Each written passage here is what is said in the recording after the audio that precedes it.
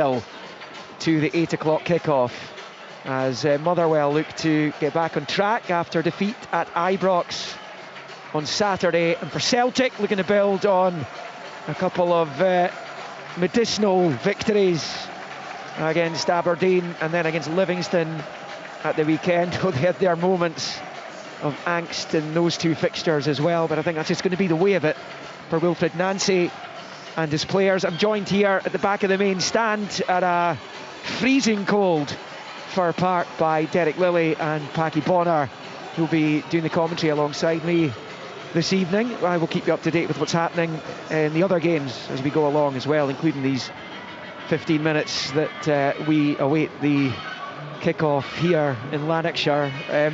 Paddy, firstly, the incentive for Celtic is clear. A victory and they go level on points with Hearts at the top of the table, having played the same number of matches. Yes, and it's a big incentive, isn't it, tonight, considering when the manager came in and he lost those 4 games and you thought, oh wow, this is going to go, a lot of people thought it anyway, it was going to go very, very negative and it was going to go downhill from there on in, but he's been able to stabilise things by getting those 2 results, and it puts them in a great position now to go up joint with Hearts, albeit Hearts will be, well, depends how many goals are scored here tonight. I don't know what the goal difference Celtic is. need to win by 5 goals. The amount of chances they're making in games now, Liam. Motherwell haven't conceded a goal in their last 5 games. That's an incredible stat. I was listening to the guys talking about it, and that's a stat that when you're thinking about it and you're saying the way Celtic are playing, attacking wise, and then you look at the defensive qualities, I just don't think that. I think there will be goals. I'll be shocked. I would be shocked if there's not goals in this game tonight. With the way that both teams are set up, and particularly Celtic, and Nancy did reference attacking and defending. I just wonder what he's going to do defensively. He's going to play Scales left centre back. Will he ask him to sit a little bit more away from home, or will he bomb on that left hand side to support Tierney, who will push further forward? Really interesting. We were trying to work it out here how Motherwell was going to set up. They're obviously going to go probably with a back 4.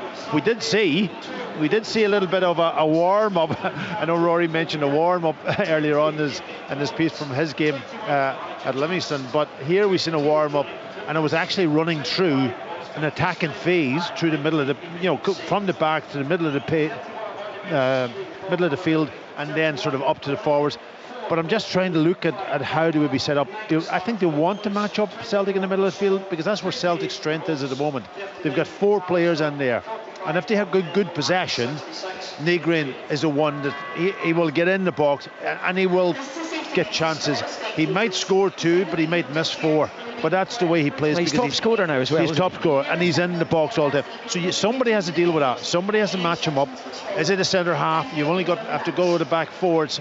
2 centre halves. So it's got to be a midfielder that's given that responsibility to track him, go with him. Not easy to do that when you're running back towards your own goal at times, but I think they have to match up. So if they match up in the middle of the pitch with a back 4, it's almost like a box of 4 and maybe 2 up front, or one will have to take care of Scales if he bombs on in that right hand side, or is it a midfielder that's going to slide across and somebody drops in? A lot of questions, and it's good for us sitting here looking at it and thinking about it tactically. I'm really looking forward to the game from that perspective, Liam. Well, in case you missed the teams earlier, we'll get Derek's thoughts in just a moment, but the team news is that for Motherwell, they've made 3 changes from the match at Ibrox on Saturday. So their lineup: Ward in goal, Katrumbis, O'Donnell, McGinn and Sparrow potentially over on that left side, with Fadinger, Watt and Priestman in the middle. Justin Slattery supporting Saeed up front for Celtic. Schmeichel in goal, Ralston, Trusty, Scales, Yang, McGregor, Hitati, Tierney, Negrin, Bernardo and Maida. Derek, for Motherwell, we know how they're going to play. We know they're going to have perhaps more of the ball than some of the teams that Celtic generally come up against. Celtic are around about 70% average possession this season. Motherwell are sitting on 60. Yeah, they're very comfortable on the ball, that's for sure. They're a very well coached team. They like playing out the back. They'll play it into the middle, go back to the goalkeeper. They don't mind having a few passes and knocking it about. They do move, they rotate in the middle of the park. and they're very, very comfortable, and they pick teams off when they break forward. As I said earlier, break forward with a purpose. I think, as Pat was alluding to earlier on, how they were shaping up. I don't know if the full-backs might be round the other way in terms of how they do that, but I think the one thing that I've noticed here, I could done a Livingston game, I think there was 7 changes in that game. There'll be changes to the Rangers game, there's changes, but there's a real fluidity. The changes don't really seem to upset the flow of the team and how they play football, so it just gives you an idea of how well the overall team's coach and players come in, they do their job. I'm expecting fireworks tonight, I'm expecting goals. I think both teams are, Motherwell going forward, they fancy themselves, they're confident. Celtic have had 2 good wins, they're creating a hell of a lot of chances. They do concede a few goals, but interestingly, as was touched on, defensively Motherwell are pretty solid. They don't concede too much. They've not conceded many goals here at all this season, and if any, and actually, and you've got O'Donnell and McGinn as 2 really experienced centre halves, and expecting them in the middle of the park, and they could be pivotal tonight. They've conceded 16 goals in the league this season, Motherwell, same as Celtic. Actually, 3 of those goals did come at Celtic Park. At least one of them was avoidable, and the one that won the game in the end, it was an error by Callum Ward. Of course, at the time, Askew was asked after the match about the way he likes to play the game, out from the back, and the goalkeeper is essentially an outfield player as well, and at that point he was being not criticised for the style of play, and it led to the fact they dropped a point at Celtic Park. But he was asked about, is he lamenting the decision at that stage of a match in Glasgow against one of the big 2 clubs in Glasgow, when you're on the verge of a point, they were winning the game for a while there. Is it the right thing to do at that period in the match? Yeah, I suppose that it's all about the confidence of the manager and what his beliefs are and his style of play. And I think, giving the players the confidence to do things and giving them the confidence to make mistakes, if that makes sense, because ultimately, if you make a mistake and you see players going into their shells, and the fans getting top of them, and you just said there was a bit of uncertainty at the time about how this was going to unfold, but as you've seen the season go on, the team has grown and grown, and they're really, really comfortable. Just says the goalkeeper's becoming pivotal at the back. He's coming out, he's on the ball, he's quite comfortable, pass it in the middle of the park, and I think, there's obviously a lot of belief for managers putting on the players, and the players are bought into it. There's no doubt about that, and I think they're reaping the rewards, for the style of play and the games have won, and where their position is in the league, is true to, they're sticking to what they believe in. Liam, you've got 2 managers here that really believe in a certain way of playing. They do. And I don't think they're going to change. The Celtic manager, I don't think will change in any way, and I'm sure Askew, who's done remarkably well with a group of players where he has to take them in, work with him. He's had a wee bit longer than the Celtic manager to work with him, but I don't think he'll change his style. Elliot Watt in the middle of the pitch is a very, very important player for them. He's been brilliant. He's been brilliant for a man who's come and adapted probably his game, maybe never asked to hold that responsibility before, to actually play through him, and he gets on the ball and knows that. Now, tonight he's got to be absolutely sure. His control's got to be at his time on the ball. When he gets on the ball, he's got to be absolutely sure that everything is perfect, because Celtic closed down really quickly. You'd even see Maeda coming in off the left, running after people, and with his pace and power, if you're not sure on the ball at any time, they'll nick it off you, and that's when they become really, really dangerous. The draws have been a big problem for Motherwell, 9 of them this season, because they've actually lost a game fewer than Celtic have this season. So it's draws that's preventing them from being further up where they are. And they're sitting 4th as we come into this game tonight, which is decent shooting for Motherwell when you consider the budgetary advantages that clubs behind them in the Premiership have. If they could have turned 2 or 3 of those into victories, they'd be right in there, wouldn't they? Yeah, absolutely. A game against Rangers at the weekend was testament to that. The 3 chances in the first half where you really need to take at least one of them, to get their noses in front. I think if they had done it, it'd been a different ending to the game. And you just not converting those chances, and at this level you get punished if you don't score your goals, especially when you come up against the bigger teams. Yeah, and I watched them earlier in the season, and that would be the one thing they hadn't a striker that was going to put the ball in the back of net. With all the good play they've had, building the game, fantastic, and they've got players in those forward areas that just they don't just pass for the sake of pass. They've got a little trick in them. You know, it's a surprise pass, it's a disguise pass, little flick around the corner, catches teams out.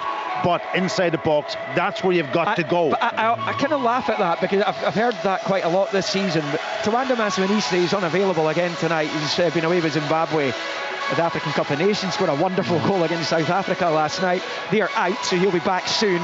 He scored 12 for them this season. He's right up there in the scoring charts.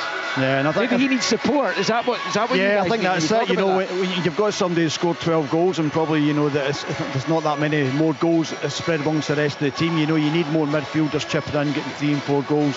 Charles Reagan-Cook on the left-hand side, he's injured tonight.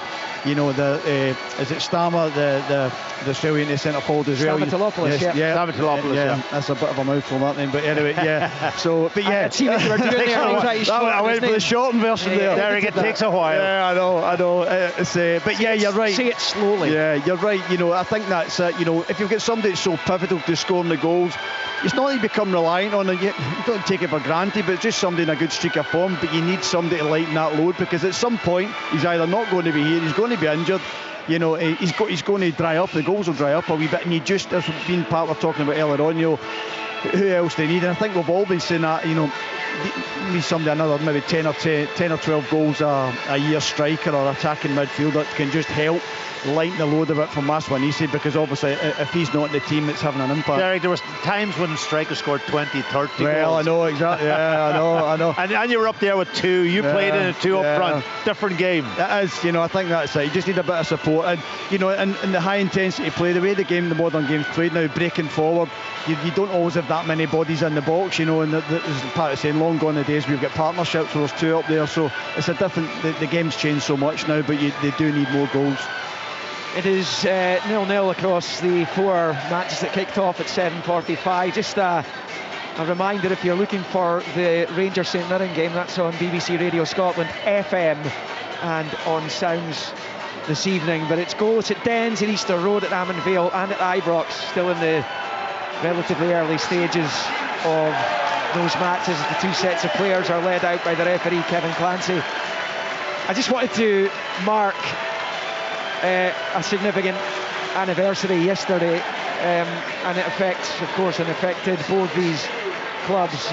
18 years in one day since that awful afternoon here when Phil O'Donnell passed away, having been on the pitch playing against Dundee United. It was a game that I covered for Sports Sound. Obviously had terrific careers both at Motherwell, his hometown club. He had 2 spells in the Claret and Amber, and he was at Celtic as well. He was down at Sheffield Wednesday. Packy, I can't believe that's 18 years incredible. now that have passed since that awful day here. Yeah. And I know in Motherwell yesterday they marked it, and it's such poignancy. Even now, it still feels raw. Yeah, and such a fantastic young man. He was at Celtic. I was there at Celtic at the time when we signed him with Tommy.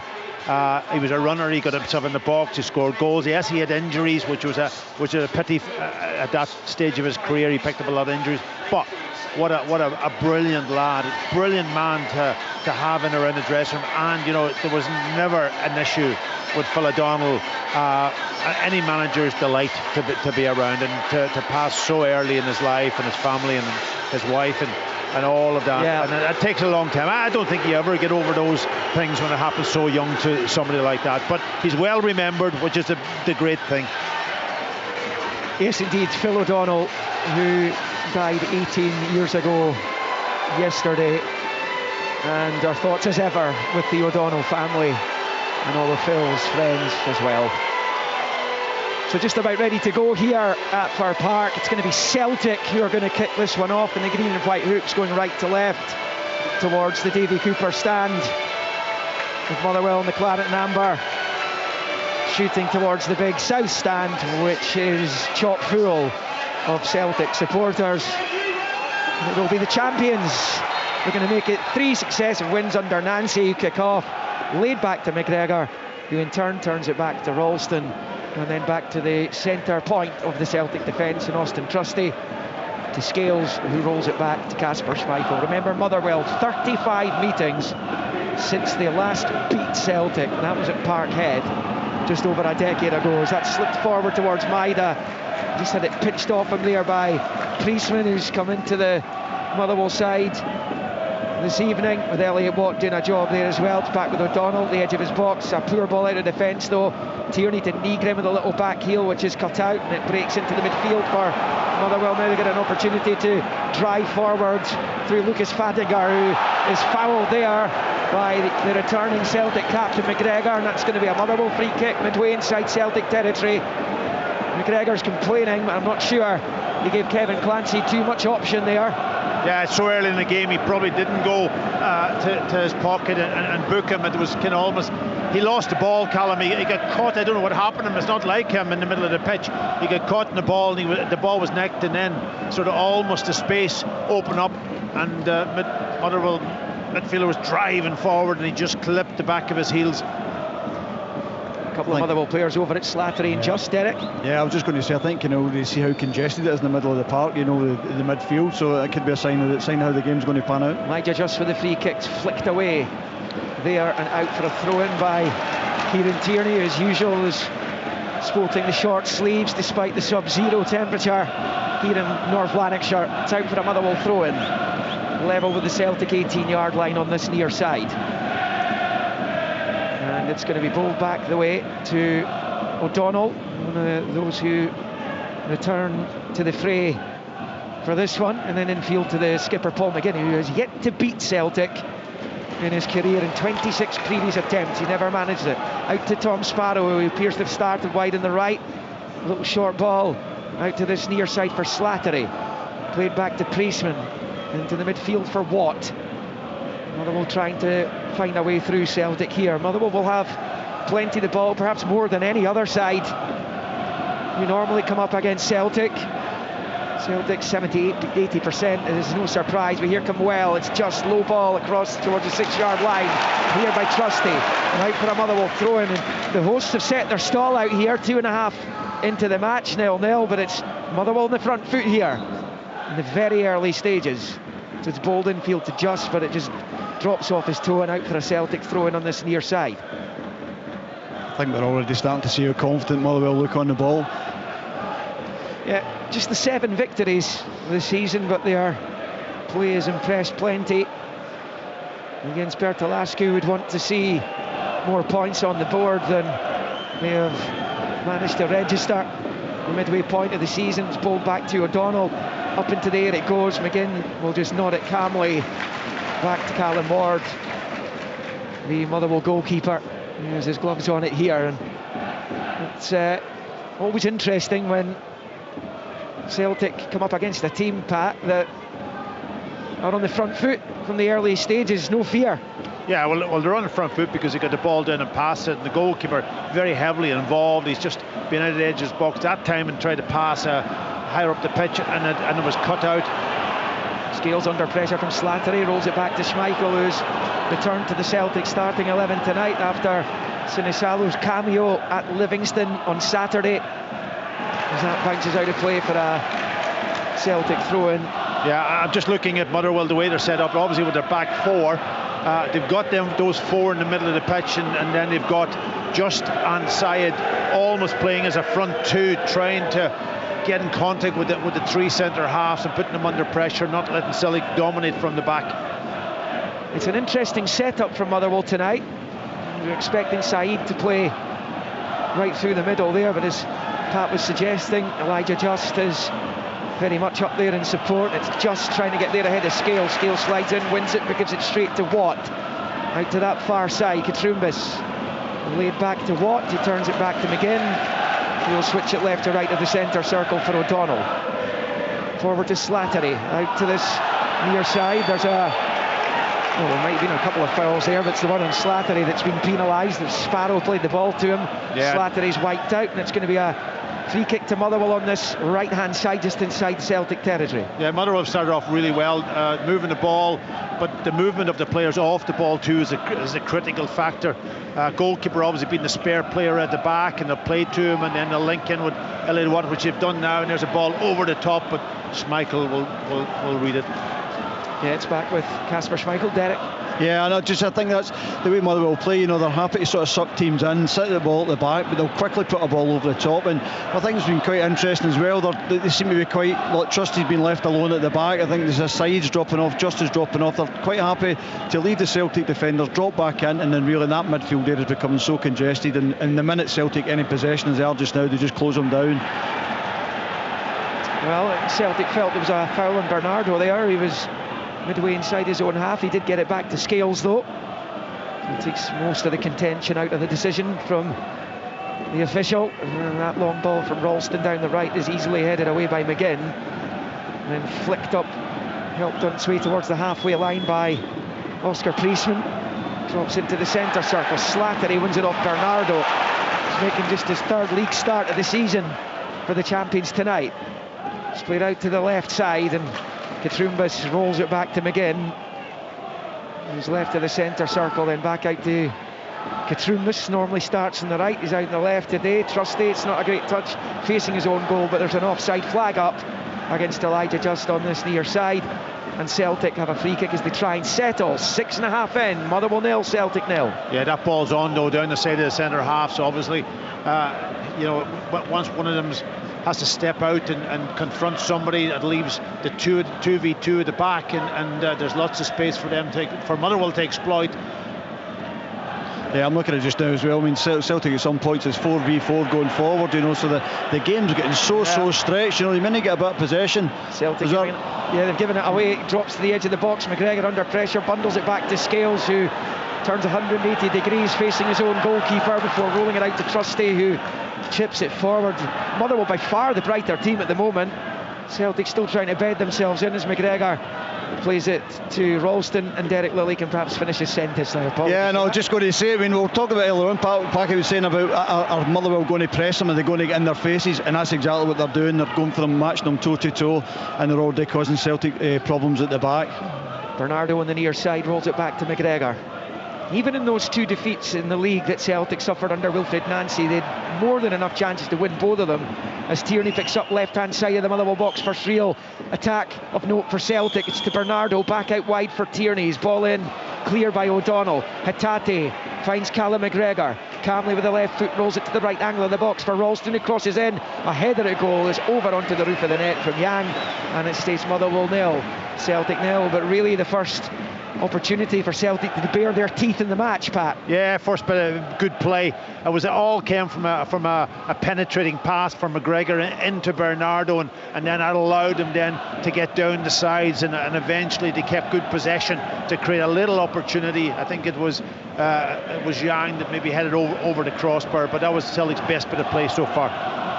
O'Donnell's long ball forward, knocked in the chest by Just back the way. He was towards Elliot Watt, who was then brought crashing to the ground right of the centre circle. I think Motherwell felt there might have been an advantage there. There certainly was a couple of runners ahead. Fadinger was one of them. It's been brought back for the free kick. Yeah, Kevin Clancy being a little bit sort of afraid to take maybe so early in the game to book somebody, but I think the next late tackle by a Celtic player, whoever it is, will probably end up in his book. Motherwell's they've been very clever. They're sucking some of the Celtic players into positions the part they don't want to be in. Scales a bit isolated, and also getting tight and causing the foul. It remains goalless across the 5 Premiership matches being played this evening. Hearts and Falkirk both idle. There's a long ball there by Ward, headed away by Tierney. Out to this near side, it drops to Maida, whose touch takes it out for a throw-in on this near side. Maida had Celtic 1-0 up inside the opening minute the last time they were here. Yeah, I think this type of matches, who's going to be the bravest? Who's going to be the ones that's going to dictate the game and get control of the game and get on the ball in tight spaces? And they're all matched up around the pitch. Obviously a different shape from Motherwell at the back compared to Celtic, but in the middle of the pitch as 4v4. Yeah, you do feel as if it's maybe going to be one of those when the ball get played in, somebody will nick it, somebody will make a mistake, and that's where the goal's going to come from, because it is so well matched up. Both teams full of confidence, quite happy to take the ball in dangerous areas and tight areas of the pitch. It is absolutely freezing here tonight. Scales goes back to Schmeichel, who's got the Under Armour on tonight, the Celtic goalkeeper. Plays it short there along the deck to McGregor, and then out to Ralston, who goes back to Trusty. 10 in, 0-0 at Fir Park. Yeah, this is where Trusty needs a little bit of more movement higher up the pitch. When he gets the ball, he's waiting, and then suddenly struggles a little bit to hit the pass. Tierney's ball across from O'Donnell, slack clearance is blocked, it's out for a throw-in to the visitors on this near side, level with the Motherwell 18-yard line. Tierney pulls it back to Scales, who then finds Trusty, squares it to the right of the centre circle for Ralston, then out to Nygren. That's a poor ball, he's given it straight to Elijah Just. He's got a chance to slip it to Fadinger to his left, and he might be in here, left hand side of the box, comes off Trusty. Fadinger gets back onto it, momentum's been taken away, but it's Saeed down the far side, gets his cross in via deflection. It's cleared on the 18-yard line by Maida. Trusty's gone to ground inside the box. I would expect a stoppage in play here, which will infuriate the Motherwell fans. There it is, Trusty down. Kevin Clancy goes to make sure he's okay, and it's Motherwell 0, Celtic 0. But my goodness, Pat, Benjamin Nygren's breathing an almighty sigh of relief after that. Well, they lost a goal against Livingston exactly the same. I know that square midfield where you're trying to maybe hit square passes, but in a bad area like that where you're high up the pitch, and once that ball comes square, Motherwell looked at two up front, and it's an easy nick, and then they're on the attack, and that's what's caused Trusty. I think he must have sort of went over in his ankle and he just got a nick on the ball at the vital time, just as Saeed was going to go and have a strike at goal. And I think that's what Motherwell have been noticeably so good at, throughout the whole season, is when they win the balls in those high up areas, they break really quickly, and they've got 2 or 3 bodies up front busting forward. Again, it's just maybe that final ball, and I think Saeed, his legs ran out of steam a little bit there, but Trusty got back and covered up to prevent an opportunity on goal there. But I think, this game's finally poised. I'm really looking forward to it, and hopefully we'll get a goal. Nothing as yet, nothing across the country as yet on this midweek card.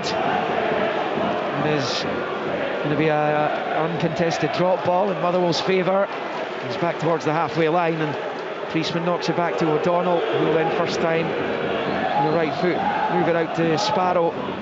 This near side touchline, it's back with O'Donnell, and Sparrow and Katrumbas are playing up so high. And there's that long ball towards Sparrow, comes off Tierney and out for a Motherwell throw-in. Sparrow's over it, balls it back to O'Donnell. He and McGinn both being left pretty isolated at the back, and it's a dangerous game to play, particularly against Celtic. But here is an opportunity for Priestman to play it forward. It's cut out now for a Motherwell throw-in level with the Celtic penalty spot on this near side. 13 minutes in, 0-0. Yeah, normally, with a back three like Celtic, you'll have one deeper and two picking up as such. But it's almost they play a straight line. There's a great ball in. Oh, it's a brilliant ball. The header's in. Saeed! What a cross from the right! And Ibrahim Saeed nods it past Schmeichel to give Motherwell the lead as the number 90 comes over here to celebrate with his manager. A massive goal for the Steelmen, who haven't beaten the champions in a decade. But Saeed has got the Motherwell fans dreaming now. Motherwell 1, Celtic 0. What a ball that was into the box, it floated high into the box. Bit of a question mark, could Schmeichel have came for the ball? The ball's travelled a long way. I mean, Saeed's taken up a great position inside, in between the two defenders, and it was a good finish. He's tucked it away. Might be a question mark, Pat, on Schmeichel. Well, a starting point. A starting position's got to be higher up. He's almost needs to be starting around the 6-yard box. Then he can always drop deep. The ball's played over the centre half. I don't think the centre half could get there. It was a great ball, bending ball, but it was dropping over the top of the centre half, but straight onto the head. He's got to be in a position where he starts around the 6-yard box and comes and deal with that, because I think that ball's travelled probably 30-40 yards. Yeah, easy. We were relatively unsighted here, but I think it was Stephen O'Donnell's cross that found the head of Saeed. It was sumptuous, and Saeed had a really simple task in the end of just bundling it over the line to give Motherwell the lead. And I think on the balance of play, Celtic have seen plenty of the ball, but Motherwell have been the more positive with it, and they'll feel they've got a deserved lead here 15 minutes in. Absolutely. Listen, when you have a centre half on the opposite side getting the ball on the halfway line and he's able to play that pass, he's just over the halfway line. That travels so far. You've got to be in a position where you can deal with it from a goalkeeper's perspective. Yeah, somebody's got to deal with that. I mean, you see, the ball has travelled so far. I mean, even a centre, somebody needs to take control of that situation. The ball come into the box. But fair play to Motherwell. And Celtic in trouble again here, just putting the pressure on Scales, who holds him off well and gets it back to Schmeichel. Smuggled back to the goalkeeper, who then turn it out to the right hand side for Ralston. Celtic have been hit with a haymaker early on here, and once again Wilfred Nancy's champions are back against the ropes. But there's a lovely long ball forward towards Tierney. He's up to the edge of the area. Sparrow battles to win it back though, expertly well, and then it's played out to Katrumbas. Down the line it goes. It eventually drops to Slattery, who was got crashing to the ground by Ralston, and that's a Motherwell free kick over on the far side. Celtic are in a bit of trouble here.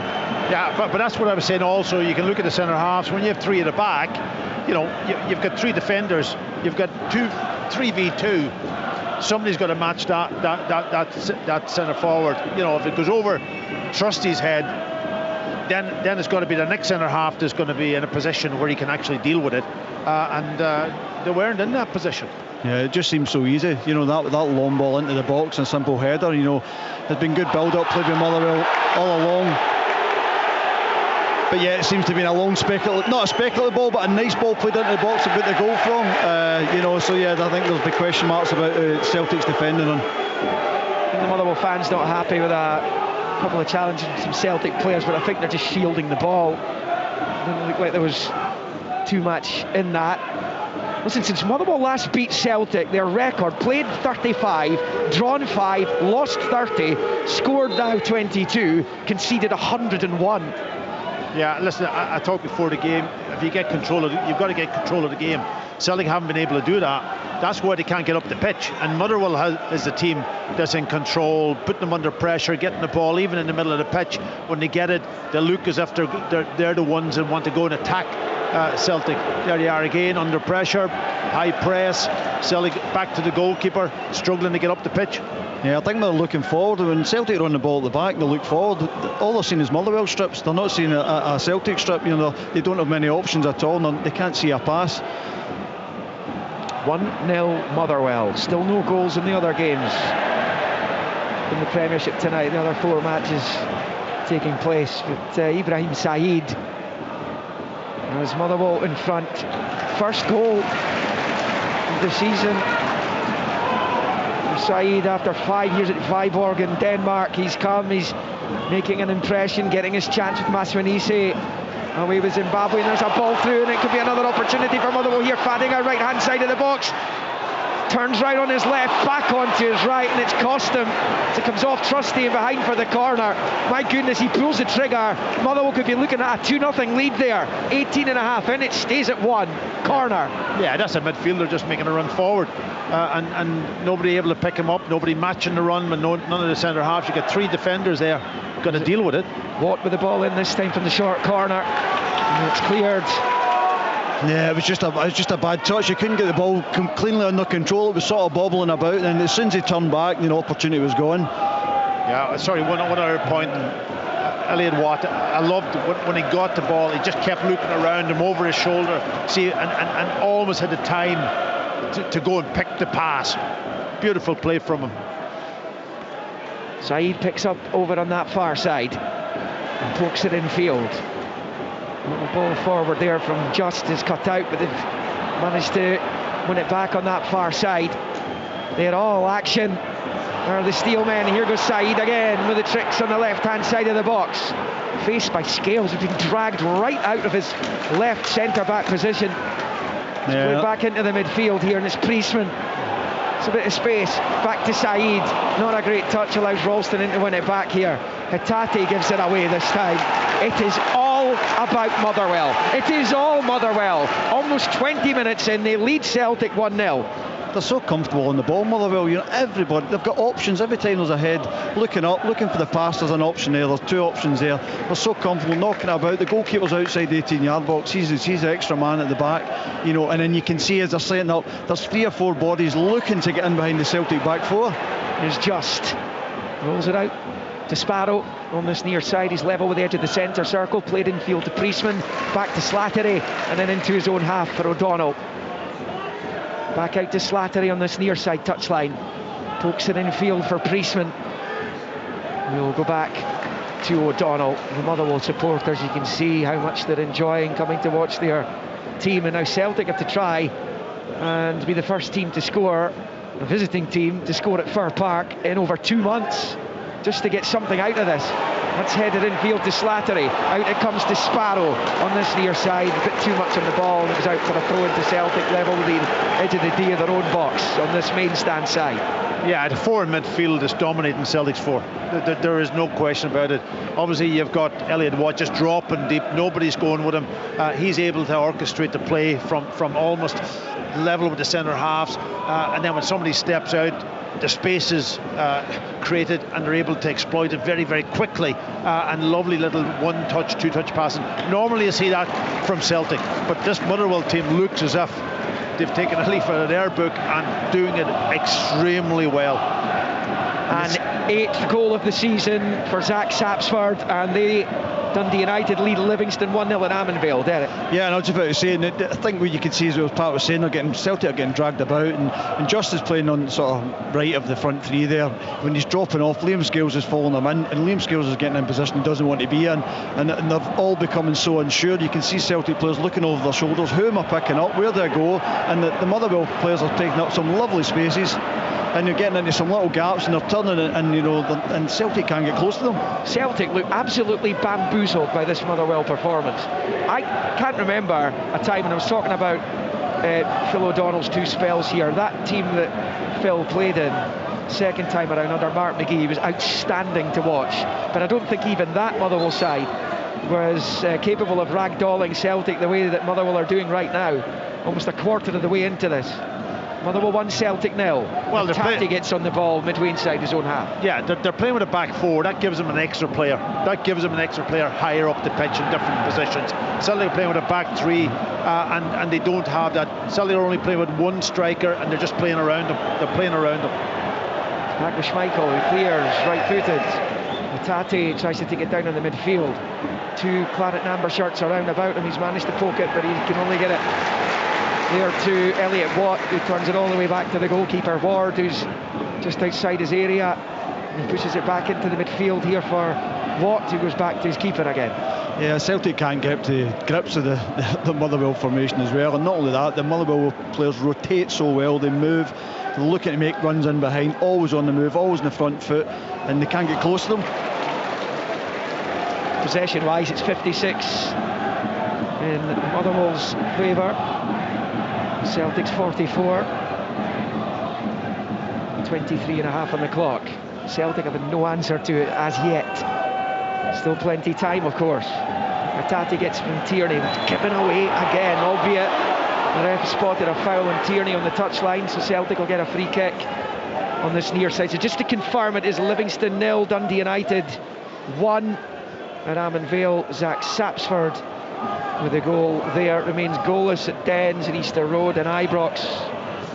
Motherwell leading Celtic 1-0 here on BBC Radio Scotland Extra 810 medium wave on digital, online at bbc.co.uk/Sports Scotland. The Rangers St Mirren game is available over on the FM frequency 92 to 95 FM and on Sounds. A long ball for Celtic comes off the right boot of Yang and out for a Motherwell throw-in. Deep inside the well half, won back well by Yang. Here's Hatate, squares it to Tierney. He's up towards the edge of the area here. Kieran Tierney changes gears, low ball across, blocked well there. An important block, and it's cleared. It was Watt who was in the way, as he always seems to be. He's such an all-action player, and there are many other Motherwell players perhaps ahead of him who make the headlines, get the headlines, but Elliott Watt has been 7s, 8s and 9s all season. As Bernardo picks up for Celtic down the line to Tierney, plays it off Sparrow, and out for a Celtic throw-in midway inside the Motherwell half on this near side.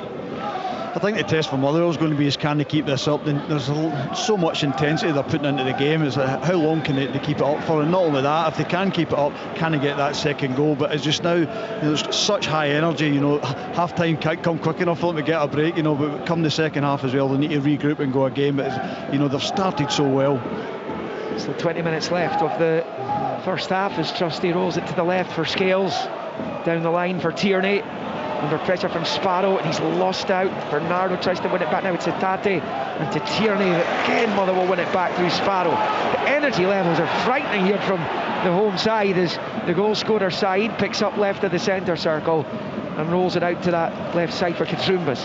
Yeah, not alone that. When it comes to 50-50, they're winning the 50-50s in the middle of the pitch. When the ball breaks in among players, Motherwell looks as if they're the team that's hungry to come out with it.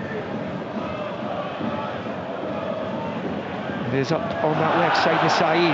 Down he goes. No foul, says the referee. It was Ralston's challenge. Yang picks up, rolls it in field, and it goes straight, yes, to Elliot Watt again.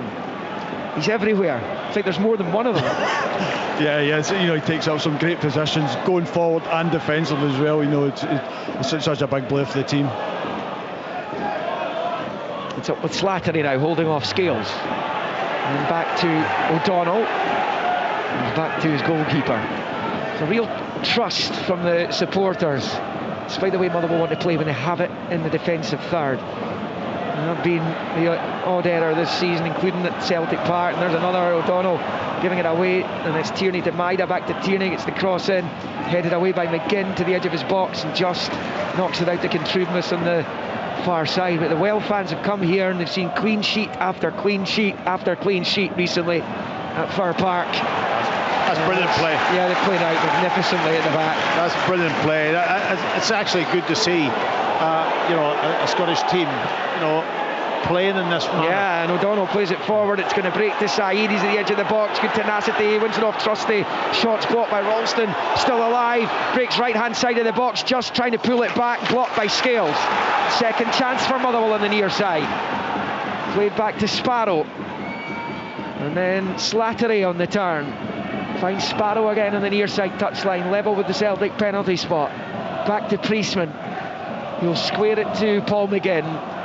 He'll go back to his goalkeeper, but my goodness, just the way they pop it out of their own box. When it works, it's a joy to watch. And there's another long ball towards Just. Heavy touch, knocked out for a throw-in to Motherwell by Kieran Tierney. Almost 28 minutes played. Motherwell 1, Celtic 0. Yeah. Celtic under the cosh again here, Derek. It's Just into the box, dancing around, shoots wide! Schmeichel's given that up. He's not even dived for that one. But listen to the reaction from the Motherwell supporters to what they are seeing here tonight. It's not just a roar for tonight. It clearly is, partly, but this is what they're used to watching now.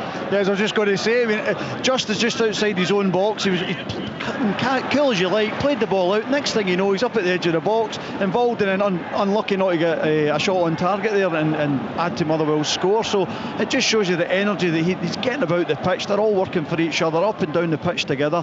And Celtic are really struggling to get to grips with it. A couple of goals to tell you about. Kilmarnock have got their noses in front against Dundee, 12 without a win now. Well, they're in front at Dens through Greg Kiltie, and Rangers have gone ahead through Taylor Asgard. He got the winner against Motherwell at the weekend. He's at it again.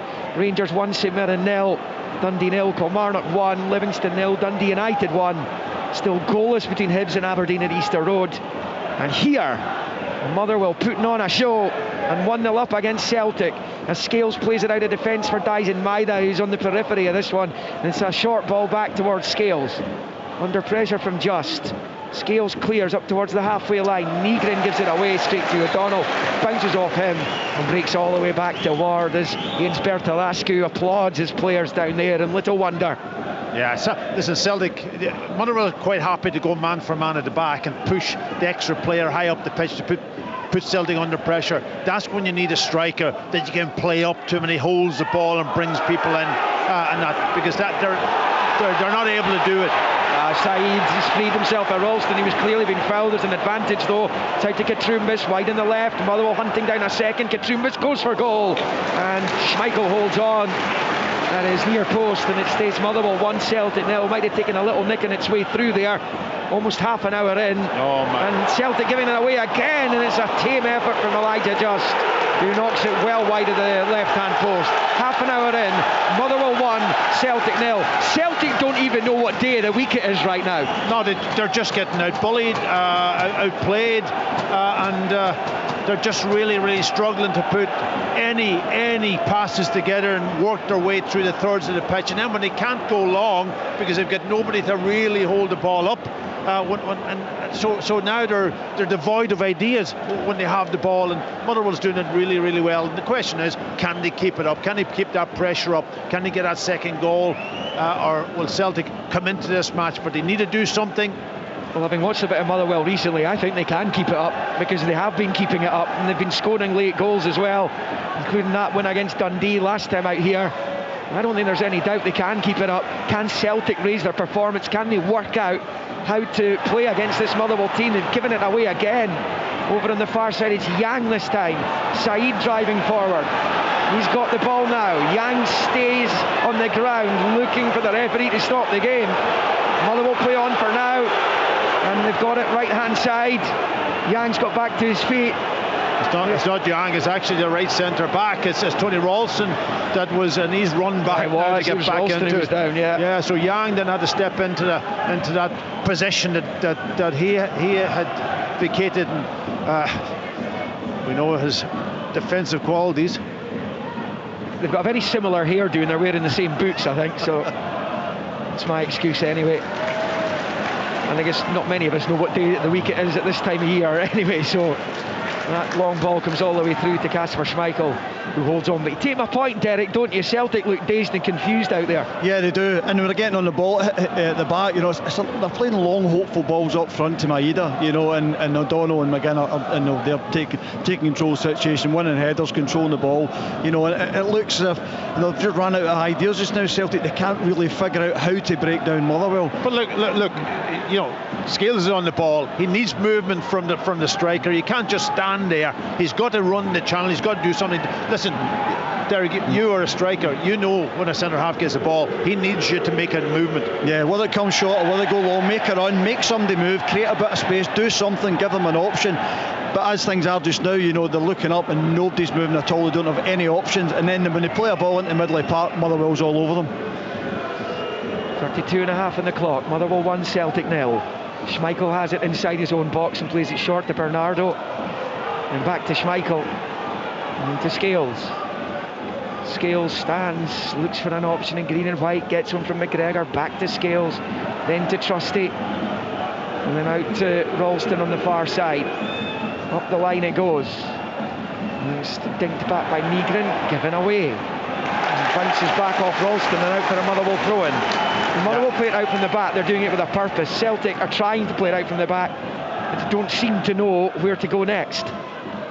Yeah, it feels a bit hopeful when they're playing balls in. I think when Motherwell doing an element of confidence and know somebody's there, no, they're not going to hold on to the ball and they link up the play. I think with Celtic, they're just hoping somebody's going to get on the end of it, somebody's going to hold on to it. If somebody does get a hold of it, they're just completely surrounded by Motherwell players. Motherwell working, again, so hard, not only going forward, but getting back in and making it really difficult, congesting that midfield, making it hard for Celtic to play through. Celtic have the ball in the Motherwell half here, midway inside it, and it's pulled back by Yang to Ralston. He'll sweep it to his left for Trusty, and then to Liam Scales, left of the centre circle, on the halfway line, infield to McGregor. Motherwell leading thanks to that Saeed goal. And he knocked it home from close range after a superb ball in by O'Donnell. Here's Hatate, given away again, straight to Sparrow, won back by Bernardo. Tierney out to Hatate on this near side. Back it comes to McGregor. And play it short to Nygren, to McGregor, and then into the centre circle for Trusty to the right of it now. He plays it to Ralston. Then back to Trusty. Again, the Motherwell press. Motherwell just keeping it nice and compact in that middle of the pitch, and Celtic are struggling there. Every time they get a ball, it's backed away. They've got to start opening up and playing balls forward. Even if they play a ball over the top like this one, there's a ball they're over in. the top towards Tierney, nods it back, but there's The touch from Nygren goes all the way back to Ward, who just boots it away first time nonchalantly. Just over 10 minutes until half-time, and right now half-time can't come soon enough for Wilfried Nancy. He needs to change something. Yeah, he's going to have to look at it, whether it's to make changes, change of formation, change of ideas, how they approach the game. Because, I was just looking there at Maeda. He was kind of half looking to come in for the ball, but it's so congested. If that's the case, spinning behind, try and do something, give the defender an option.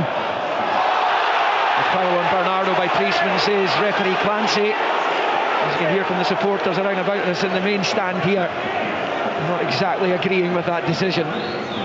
Hatate back into the centre circle for Trusty, and he rolls it to his left for McGregor and out to the touchline for Tierney. Now with McGregor again, infield to Scales. Can Celtic find an equaliser here against the run of play? We see more of the ball now, Motherwell, but they're Celtic, but Motherwell sitting comfortably in their positions. And here's Hatate losing out, one back by Elijah Justin. Now Sparrow's away, and suddenly it's 4-on-3 in Motherwell's favour. Sparrow driving forward, he's short with the ball, but Slattery does get there. The cross fielded to the left-hand side of the box, looking to try and get Fadinger involved. He's kept it in play. Back to Katrumbas. Rolls it back to McGinn. To Katrumbas. Down the left, Fadinger. Just in the middle, so Slattery. Saeed gets there too. Played back down the line instead to Katrumbas though. And now it's a Fadinger once more. Looking for some space, the referee's blown his whistle. And it will be a Celtic ball. Not sure was there a flag on this near side anyway. Celtic have it. Schmeichel short to Bernardo, back into his box for Trusty. All he's got to do is just look around him, open up, and he's away. He's broken that press, and then they're higher up the pitch. Instead, what he knocks it back to the goalkeeper, back to the centre halves, and that's what Celtic have been doing all this half. There it goes again, backwards. And it is with Ralston, who then squares it to Trusty. Trusty then out to Scales on this near side. Down the line for Hatate. He was under pressure and he couldn't find Tierney. Motherwell have it. The referee blows because there's another flag, this time over on the far side against Celtic. It will be a Motherwell free kick. Motherwell 1, Celtic 0 on 37. Tactically so far in the game, Motherwell have just got it spot on the way they've set up. They've went man for man right in the middle of the park. They're really cancelling out anything Celtic's got to offer at all. But in the flip side of that, they've got so much to offer themselves going forward. So clever what they do. I think as well, Celtic playing the back three, Motherwell playing nice balls in behind in the corners and really making it difficult. They're dragging the centre halves out wide where they don't want to be, so they're really asking a lot of questions of Celtic. Elsewhere, Dundee 0, Kilmarnock 1, Hibs 0, Aberdeen 0, Livingston 0, Dundee United 1, Rangers 1, St Mirren 0. The Steelmen with the lead here. Those matches, incidentally, the other ones taking place are all at half-time now.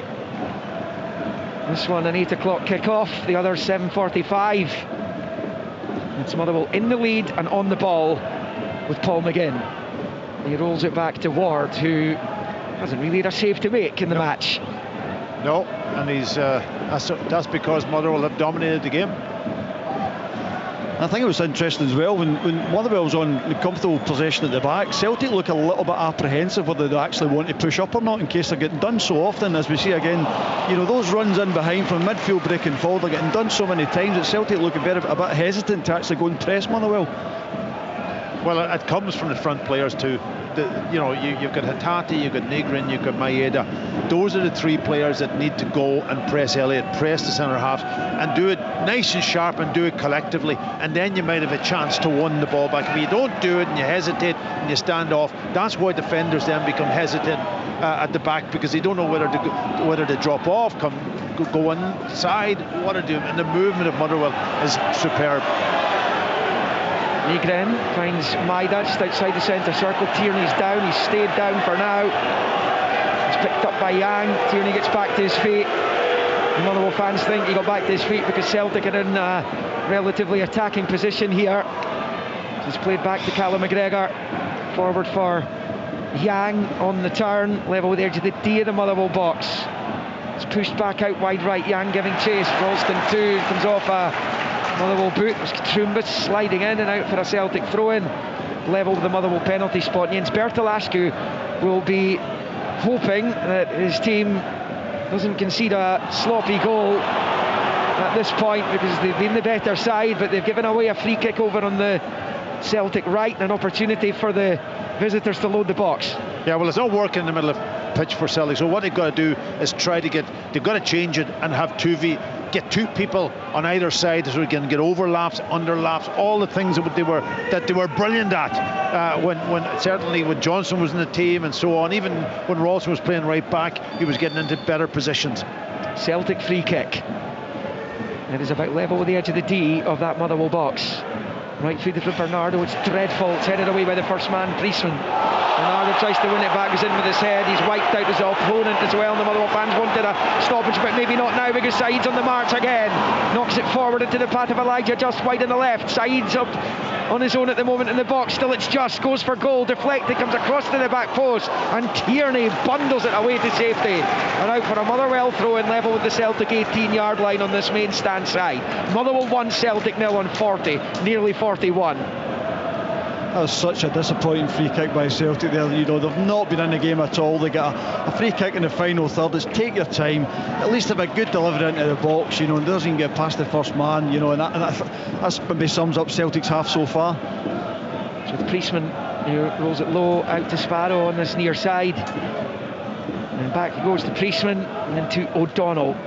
Switches it right to left of the centre circle for McGinn. He decides to go back to Ward. Maida chasing around after him. Played short by Ward. There to Watt, and Celtic trying to win it back themselves here, but it's with Watt. He plays it right across his own 6-yard line. It dies in Maida, waiting there, but he's found O'Donnell, who's now sprinting forward up towards the halfway line. Long from O'Donnell, and Schmeichel holds on. He was trying to do what Kenny McLean did to Kasper Schmeichel at Hampden last month there. I see he was trying to. He's unintentionally. No, he wasn't. No, he wasn't. I don't think I was intentional, yeah. You know, it's very just unintentional. Yeah, I mean, the Motherwell goalkeeper there, you know, they're taking balls in, you know, what would be normally a challenging position for any team, but they're so comfortable, you know, and the Motherwell's goalkeepers playing out and bang, what happens then? Motherwell's on the attack. Liam Scales for Celtic here as we get closer to the half-time interval. It's with Ralston on the right-hand side, forward to Yang, first time for Nygren. He kind of left the leg over that, and Maida went for it, couldn't get there. Motherwell clear into the midfield, bouncing ball, headed forward to Slattery, finds Said, and it's popped out to Just. Elijah Just now up towards the edge of the box. Celtic getting players back. It's Just, rolls it low into the area, and it's right through to Schmeichel as he tried to spring a teammate there. I think it was Fadinger who gave chase, but it's right through to Schmeichel, and it stays Motherwell 1, Celtic 0. Yeah, that was an example again how Motherwell has outfought Celtic in the middle of the pitch. Bernardo not aggressive enough to try and win the ball. Even the ball up to Nygren was, you know, he couldn't control it, give the ball away, and then the ball breaks in second phase. Motherwell won the second phase, and they're on the attack. Yeah. As I say, when that ball goes up front, you need it to stick. You know, like to give your teammates a hand to get them up the pitch. You know, and the ball's coming straight up at himself, he just cannot get up the park. Throwing Celtic, they're up the pitch here to try and find an equaliser. Level with the Motherwell 18-yard line. It's not been terribly often they've been in that position, as it's bowled back to Ralston, and then infield to Trusty in the centre circle. Plays it to his left for Liam Scales. Tierney's on the touchline. If he wants some, Scales stinks it into the box instead, but it's calmly controlled there by the midriff of O'Donnell, and then dinks it clear. Trusty gets onto it under pressure from Said. He knocks it back to Schmeichel. Motherwell 1, Celtic 0. We are just about to tick into the 45th minute. Long ball for Celtic, comes off the head of Sparrow with Tierney there. Sparrow hoops it away, but there's an offside flag against Kieran Tierney, and it will remain Motherwell 1, Celtic 0. It's going to take a bit of a sea change from Wilfred Nancy, I would have thought, if he's to avoid a 5th defeat in this opening 7 matches as Celtic manager.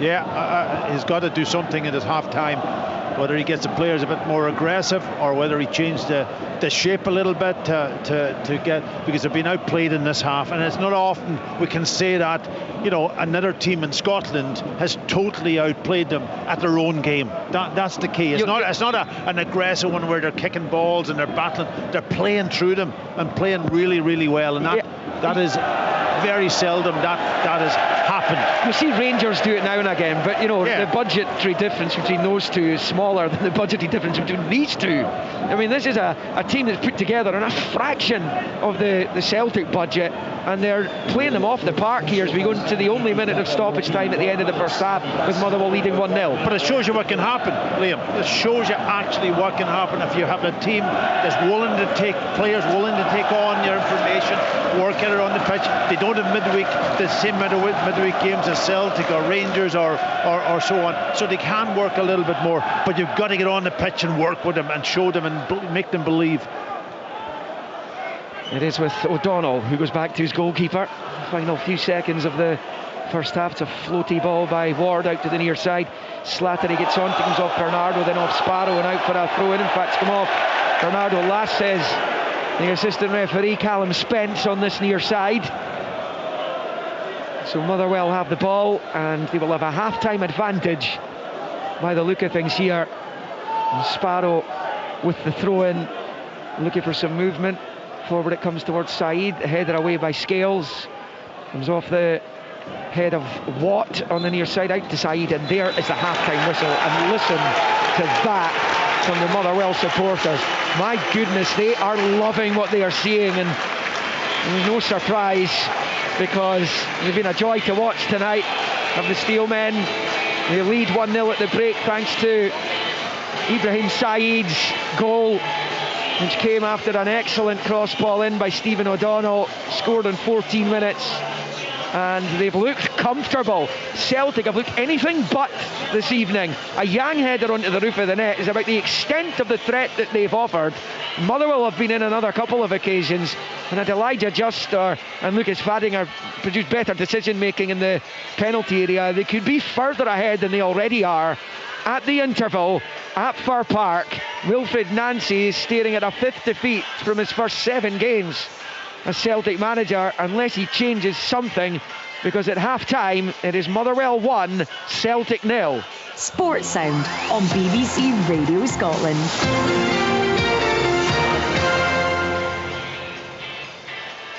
So we are live here at Fir Park on BBC Radio Scotland, 810 medium wave, on Extra, on digital and online at bbc.co.uk/Sports Scotland. Going to stick with us here for the half-time interval on Sports Sound, because the second half of the other matches will be getting underway pretty soon as this midweek card plays out. Remember, Falkirk Hearts, the only two sides not to be in action this evening in the Premiership. The half-time scores in the other games, and we have been watching Motherwell lead Celtic 1-0 here, and we are at the break. It is Dundee 0, Kilmarnock 1.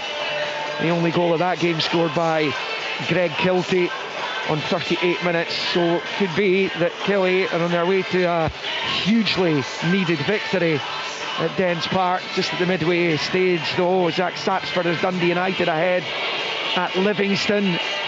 Continue to prop up the table. And Sapsford with the goal there. Rangers 1-0 up on St Mirren thanks to Taylo Asgard, and it is goalless at Easter Road between Hibs and Aberdeen. I believe it's a relatively even contest at Easter Road, with the second half of those games getting underway any second now.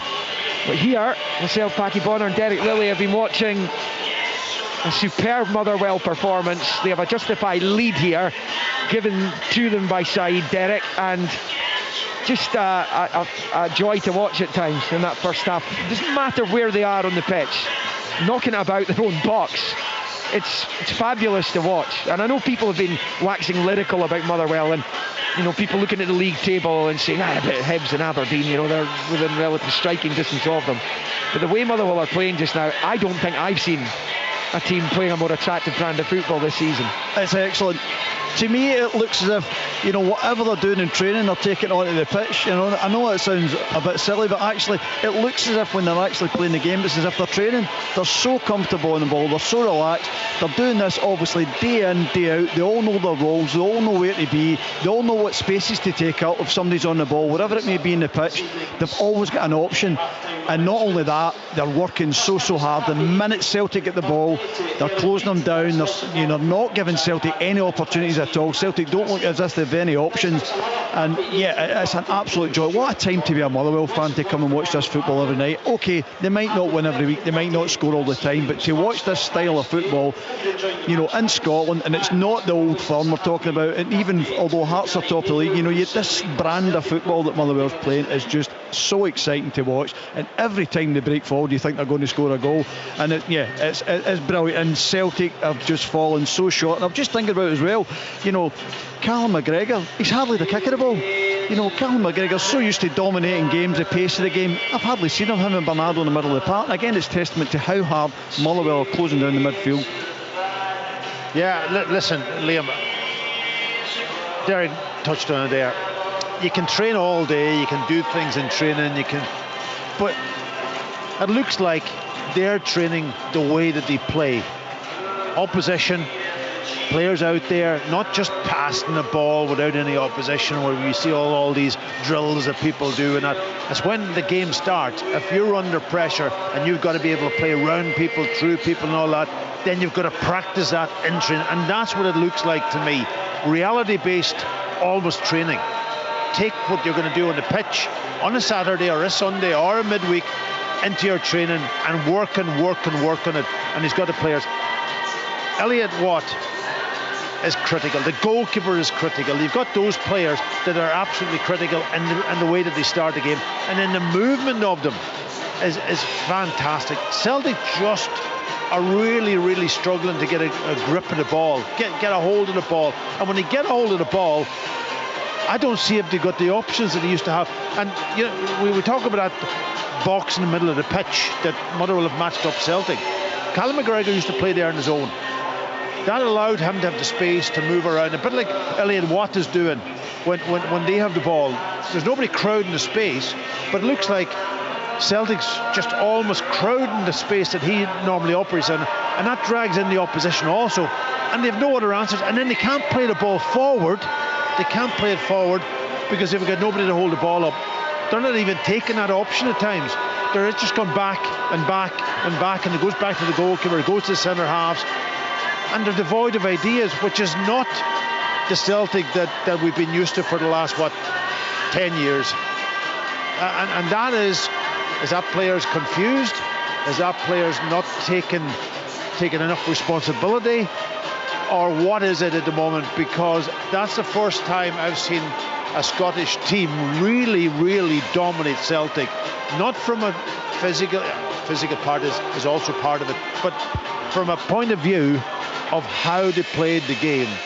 They've done what Celtic normally do to other teams, and it's been incredible to watch. The only person more comfortable this evening than Motherwell was Packy. He's got the big rug on. I think he's got a heater down there somewhere. Those look like the warmest gloves I've ever seen. The heater's packed. Oh, has it? Oh, right, okay, fair enough. I don't know if you watch the darts, guys. Trying to keep across events at the World Championship this evening. Gary Anderson's gone 2-0 up on Michael van Gerwen. So hopefully some Scottish success at the Alexander Palace tonight. But as far as the football's concerned, I ran you through the scorelines elsewhere in the Premiership, the second half. So those games are getting underway. In fact, they are all underway. I think apart from the match at Ibrox, must have been some substantial stoppage time at the end there. There will be coverage continuing on BBC Radio Scotland of Rangers 1, St Mirren 0 on BBC Radio Scotland FM. On Sounds, and of course the website bbc.co.uk/sportscotland. You get the scorelines at any time there. The live text is as ever up and running.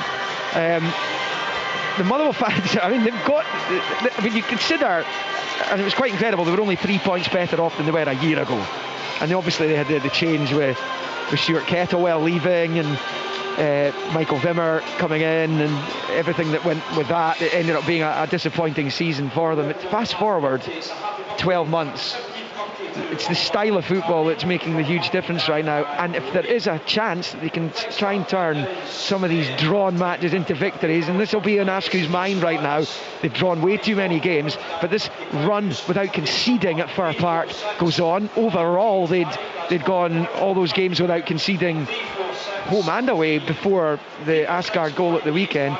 Just everything's pointing in the right direction for them right now. Oh, 100%. You know, it's so positive. You know, again, they've got some players to come back as well. They've got a few injuries. Maswanisi's away, African nation. So if he comes back as well, again, it's that 12 goals coming back into the team. You know, that's crucial for them as they start to go into the second half of the season, getting those goals back. Can they add? Is it a January window as well? Can they add somebody that's maybe going to add another 10 or 12 goals between now and the end of the season? And I think then the challenge for them is that how high can they finish up the table? You know, can they finish third? Can they, you know, hang on, finish even fourth at worst? You know, but actually, you know, the way they're playing just now, you know, the only thing they're lacking maybe is just that other goal. But in every other department, defence, they look so comfortable. The keeper's comfortable on the ball. The midfield's working so hard. They've got legs. They've got pace going forward. They've got ideas. They've got creativity. They've got everything for it. I think again, it's, as you say, Liam, it's just, you know, turning some of those draws into wins will make a huge difference to where they finish in the league. Yeah, I can see why they don't lose goals though, because they got so much of the ball. They keep the ball. It's like one of Brendan Rodgers' statements when he came in was defending with the ball. If you have the ball, the opposition can't get it. And I would love to know what the stats are today, but that they have got to keep going now in the second half. Celtic need to change this. Celtic need to get a grip of the game. They need to get a hold of the ball. They need to be braver. They need to be more physical in the middle of the pitch when it's second phase. But he also has to probably try to do something and change the flow of the game by maybe moving players around a little bit more. You can't just play 4 and then hope that the opposition will match you up, and it's not worked in the first half. So what would he do different? I think he's got to change it maybe to a 3, play even. Listen, we talk about changing to a back 4.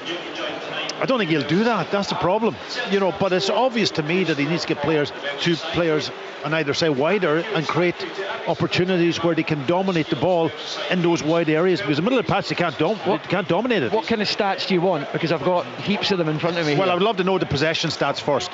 Right. Well, that's pretty much 50-50. Yeah. In fact, it's pretty much bang on 50-50. Just Motherwell slightly shading it.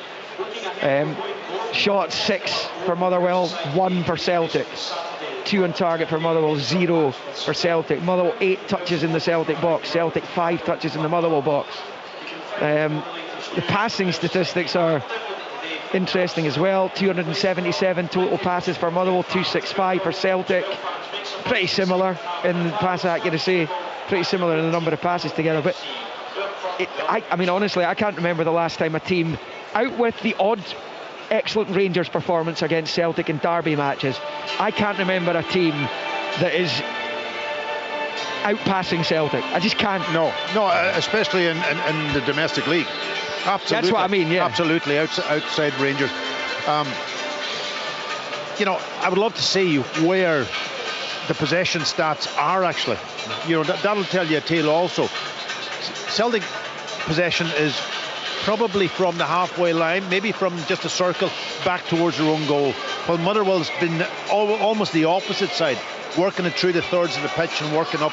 And how many chances did they make because of that? That's the key. So possession is one thing, but possession with a real purpose is the second thing. What should Wilfred Nancy be looking at right now, Derek, do you think, in the changing room? Because the teams will be back out shortly. But just not ask Motherwell's defence any questions whatsoever. You think about Stephen O'Donnell and Paul McGinn in the centre halves.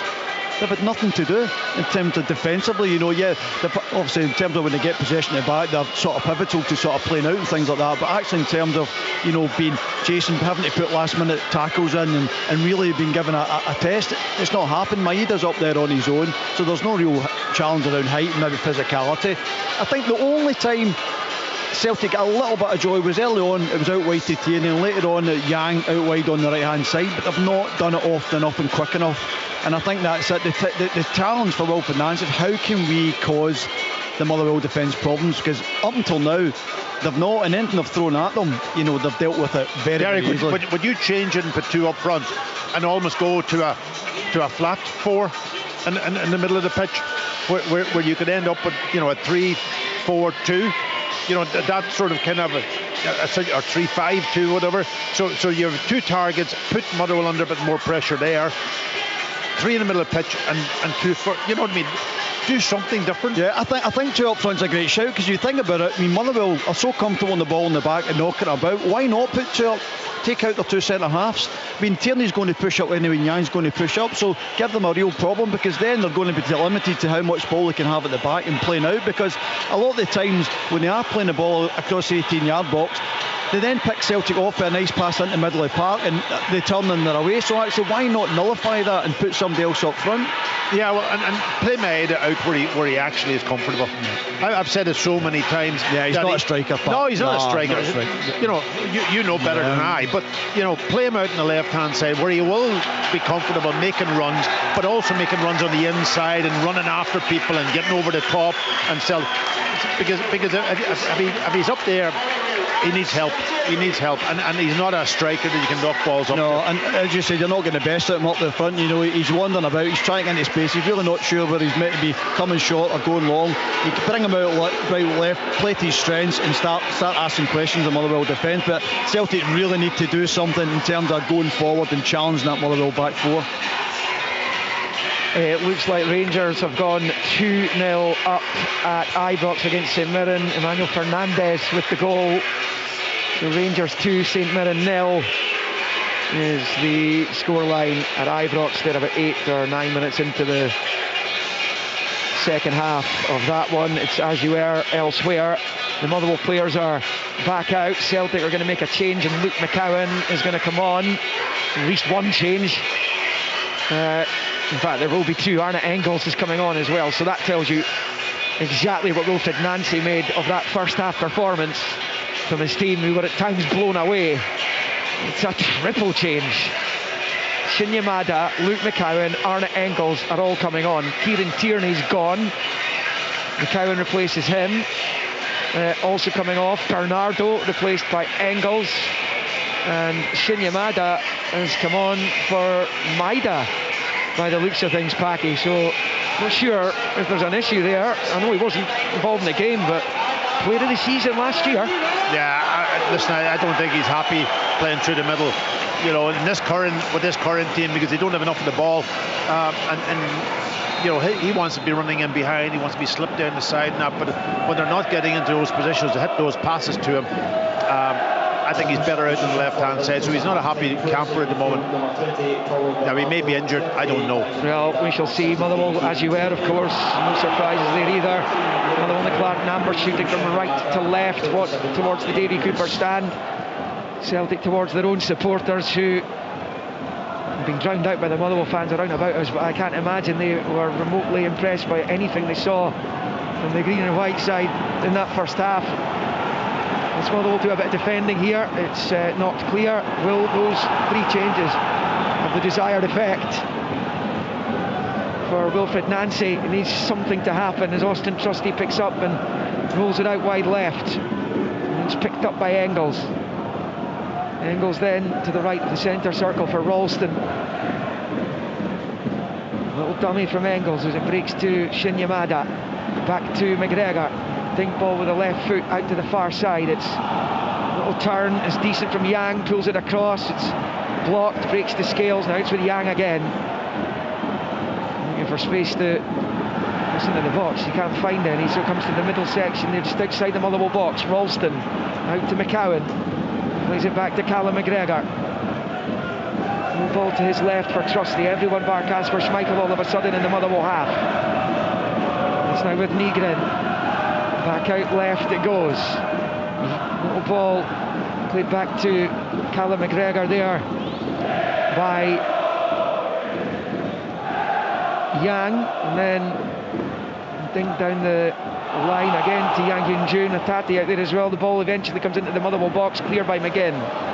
Makes to the edge of the well penalty area again, and it's knocked up towards Saeed. Now it's with Watt. He plays it short to his right. Dundee level against Kilmarnock, a goal scored by Ashley Hay. So Dundee 1, Kilmarnock 1, now at Dens. Motherwell have the ball at the edge of their own box here with Ward, who rolls it to his right. Played forward by O'Donnell, set up the only goal of the game so far. We're just a couple of minutes into the second half. Right to the right hand side, the ball up the line by Slattery is cut out, and it's going to bobble its way back here to Schmeichel, under pressure from Just, plays it short to his left, out to Scales, who goes back to Trusty, who clears it up towards halfway. Yamada controls, under pressure, he's chopped to the ground by Watt, and Celtic have a free kick. Motherwell though with a 1-0 lead. Yeah, I was just going to say, they certainly started the second half a bit more intensity, Celtic, getting the ball forward. You know, still obviously they've made a few changes. It'll be interesting to see how that unfolds, but I still think they lack height up front and a presence up front, so I don't know how this is going to unfold in the second half, but they've come out the traps this time. Thibaut Cliche has given Hibs the lead against Aberdeen at Easter Road as Motherwell pick up another loose ball. Elijah Trust driving forward into the box. Saeed waiting, he goes himself. Schmeichel spills it and Trusty clears it. And out for a Motherwell throw-in, level with the Celtic 6-yard line over on the far side. Again, Celtic giving it away. Elijah Just was alive to the situation. And Motherwell pick it up wide on the right. It's rolled back to Slattery. He controls with the undersole and plays it short, but he can't find Just. Celtic out of enough bodies back to get it away. Engels back to Schmeichel, whose chip ball's dreadful out of defence, and Engels on the slide can't get there. Now it's Just. Was he offside? He shoots. Schmeichel saves. Flags up anyway. And it stays Motherwell 1, Celtic 0. Yeah, but it was such a sloppy ball from Schmeichel. You know, just if you're going to clear your lines properly. Knock it right up to the halfway line. He just chips it into about 30, maybe 40 yards from goal, and Motherwell just pick it up and put Celtic under pressure again. Yeah, it's just decision making, is it, Packy? It's some poor decision making by Celtic just now. Celtic have it with Nygren driving forward down the left hand side, pulls it to the edge of the box for Shin Yamada. It's brilliantly defended by Johnny Contrumbas though, and Motherwell able to dink it clear out to that right hand side. It's picked up by Slattery on the touchline, level with the edge of the centre circle, and then rolled back into his own half where it finds Stephen O'Donnell. Back to the edge of his own box for Ward. Into the midfield, McGregor trying to get onto it, but it's made its way to Fadinger, who goes back to his goalkeeper. Ward plays it short to O'Donnell at the edge of his box. Drifts the ball here to the captain McGinn, and then out to Contrumbas on this near side. Side football forward to Saeed, well defended by Trusty on the halfway line. It's got it forward to Tate. Now Nygren through, Shin Yamada, big chance for Celtic. Weak shot, saved comfortably by Ward and cleared by Motherwell. That was the chance Celtic were waiting for, and Shin Yamada with a tame effort which Ward saved comfortably, and it stays Motherwell 1, Celtic 0 in 50 minutes. He's got to do better. He's got to do better. You get that chance, you're on the pitch. I know he's only started the second half, but it comes out, he can almost get a cut under his foot, and he got no power in the shot to really trouble the goalkeeper Ward, and it was a big chance for me. Yeah, he's got to score, hasn't he? He's got to score, he's got to be ready for it. You know, the first time Motherwell's really been caught out, you know, so the Celtic's pressing them out of the park, they've caught them out. You know, you're not going to get a better chance really, are you? Best chance of the game so far for Celtic, completely and utterly spurned. As Motherwell come forward, Saeed dragged to the ground by Trusty. Saeed reacts, the referee gets between the two players and brings out the yellow card for the Celtic centre-back. I don't think he can have any complaints. No complaints whatsoever. He done brilliantly, Saeed. His trickery, his ability, he went through two players, he was gone. I don't think he was ever going to maybe trouble Celtic in that run, but Trusty shows you that they're really struggling defensively when you're in the middle of the pitch and you pull somebody back. Yeah, there was three players around him there, you know, and Trusty, you know, it's just a bit sloppy, a bit lazy, pulling back, but yeah, he puts himself under a bit of pressure now. He's got a yellow card, especially the way they're playing Motherwell just now with Saeed up front. Motherwell free kick then. It's in the Celtic half, left of the centre circle. It's Slattery, takes it to Watt, now out to this left hand side. Fadinger though can't keep it in play, and it's out for a Celtic throw in. on this near side. Motherwell 1, Celtic 0. Really intriguing battle now. Celtic have shown a little bit more life since the break. And a long ball pumped forward there to Rio Hatate with the right foot, rolls it out to the left for Yang. Yang gets it forward with his big cross-field ball, which evades Shin and Nygren, and out for a Motherwell throw-in on this near side, deep inside their own half. That's another bad decision. You know, he had Scales bombing up down his left-hand side, and he just get it under control and slip him in, and he's down, and the space was there, but he ends up trying to diagonal ball, and the accuracy was completely out. I think we're just starting to see the game's getting a bit more stretched now. Motherwell getting a bit more stretched. Motherwell free kick down on this near side, and a foul on Fadinger, and it's 6 yards from the near side touchline in their own half, and it's McGinn rolling it back to Elliot Watt, who's popped up between the two centre backs again. So elsewhere in the Premiership, Dundee 1, Kilmarnock 1, Hibs 1, Aberdeen 0, Livingston 0, Dundee United 1, Rangers 2, St Mirren 0. Here at Fir Park, Motherwell continued to lead thanks to Ibrahim Saeed. Celtic give it away again, and it's gone straight to Priestman. He'll shift it to McGinn, and rolls it to his left for Katrumbas. Wilfred Nancy stands at the edge of his technical area. He's quite animated, standing with his hands in his pockets right now. There's no free kick there on Fadinger on the halfway line as he went to ground. Celtic pick it up, and it's with Arne Engels, who's scampering forward left of the centre circle. Rolls it out to that left-hand side for Yang, then back to Scales. Thinks it down that left-hand side. Celtic have a couple waiting in the middle. Can they get the cross in? No, they can't. It is seen behind expertly well by Stephen O'Donnell, and that's going to be a goal kick. I thought it was a really good ball, and I thought he could have got it into the box. He can almost let it go and allow the defender to get in between him and the ball. Yeah, I just seem to let it bounce an extra time. We don't need to. Could have got control of the ball there and just easily let O'Donnell just come in and walk the ball out of play. So Celtic are a bit more aggressive in the second half, I've got to say. You know, he's obviously had words with them, and he said that it wasn't good enough.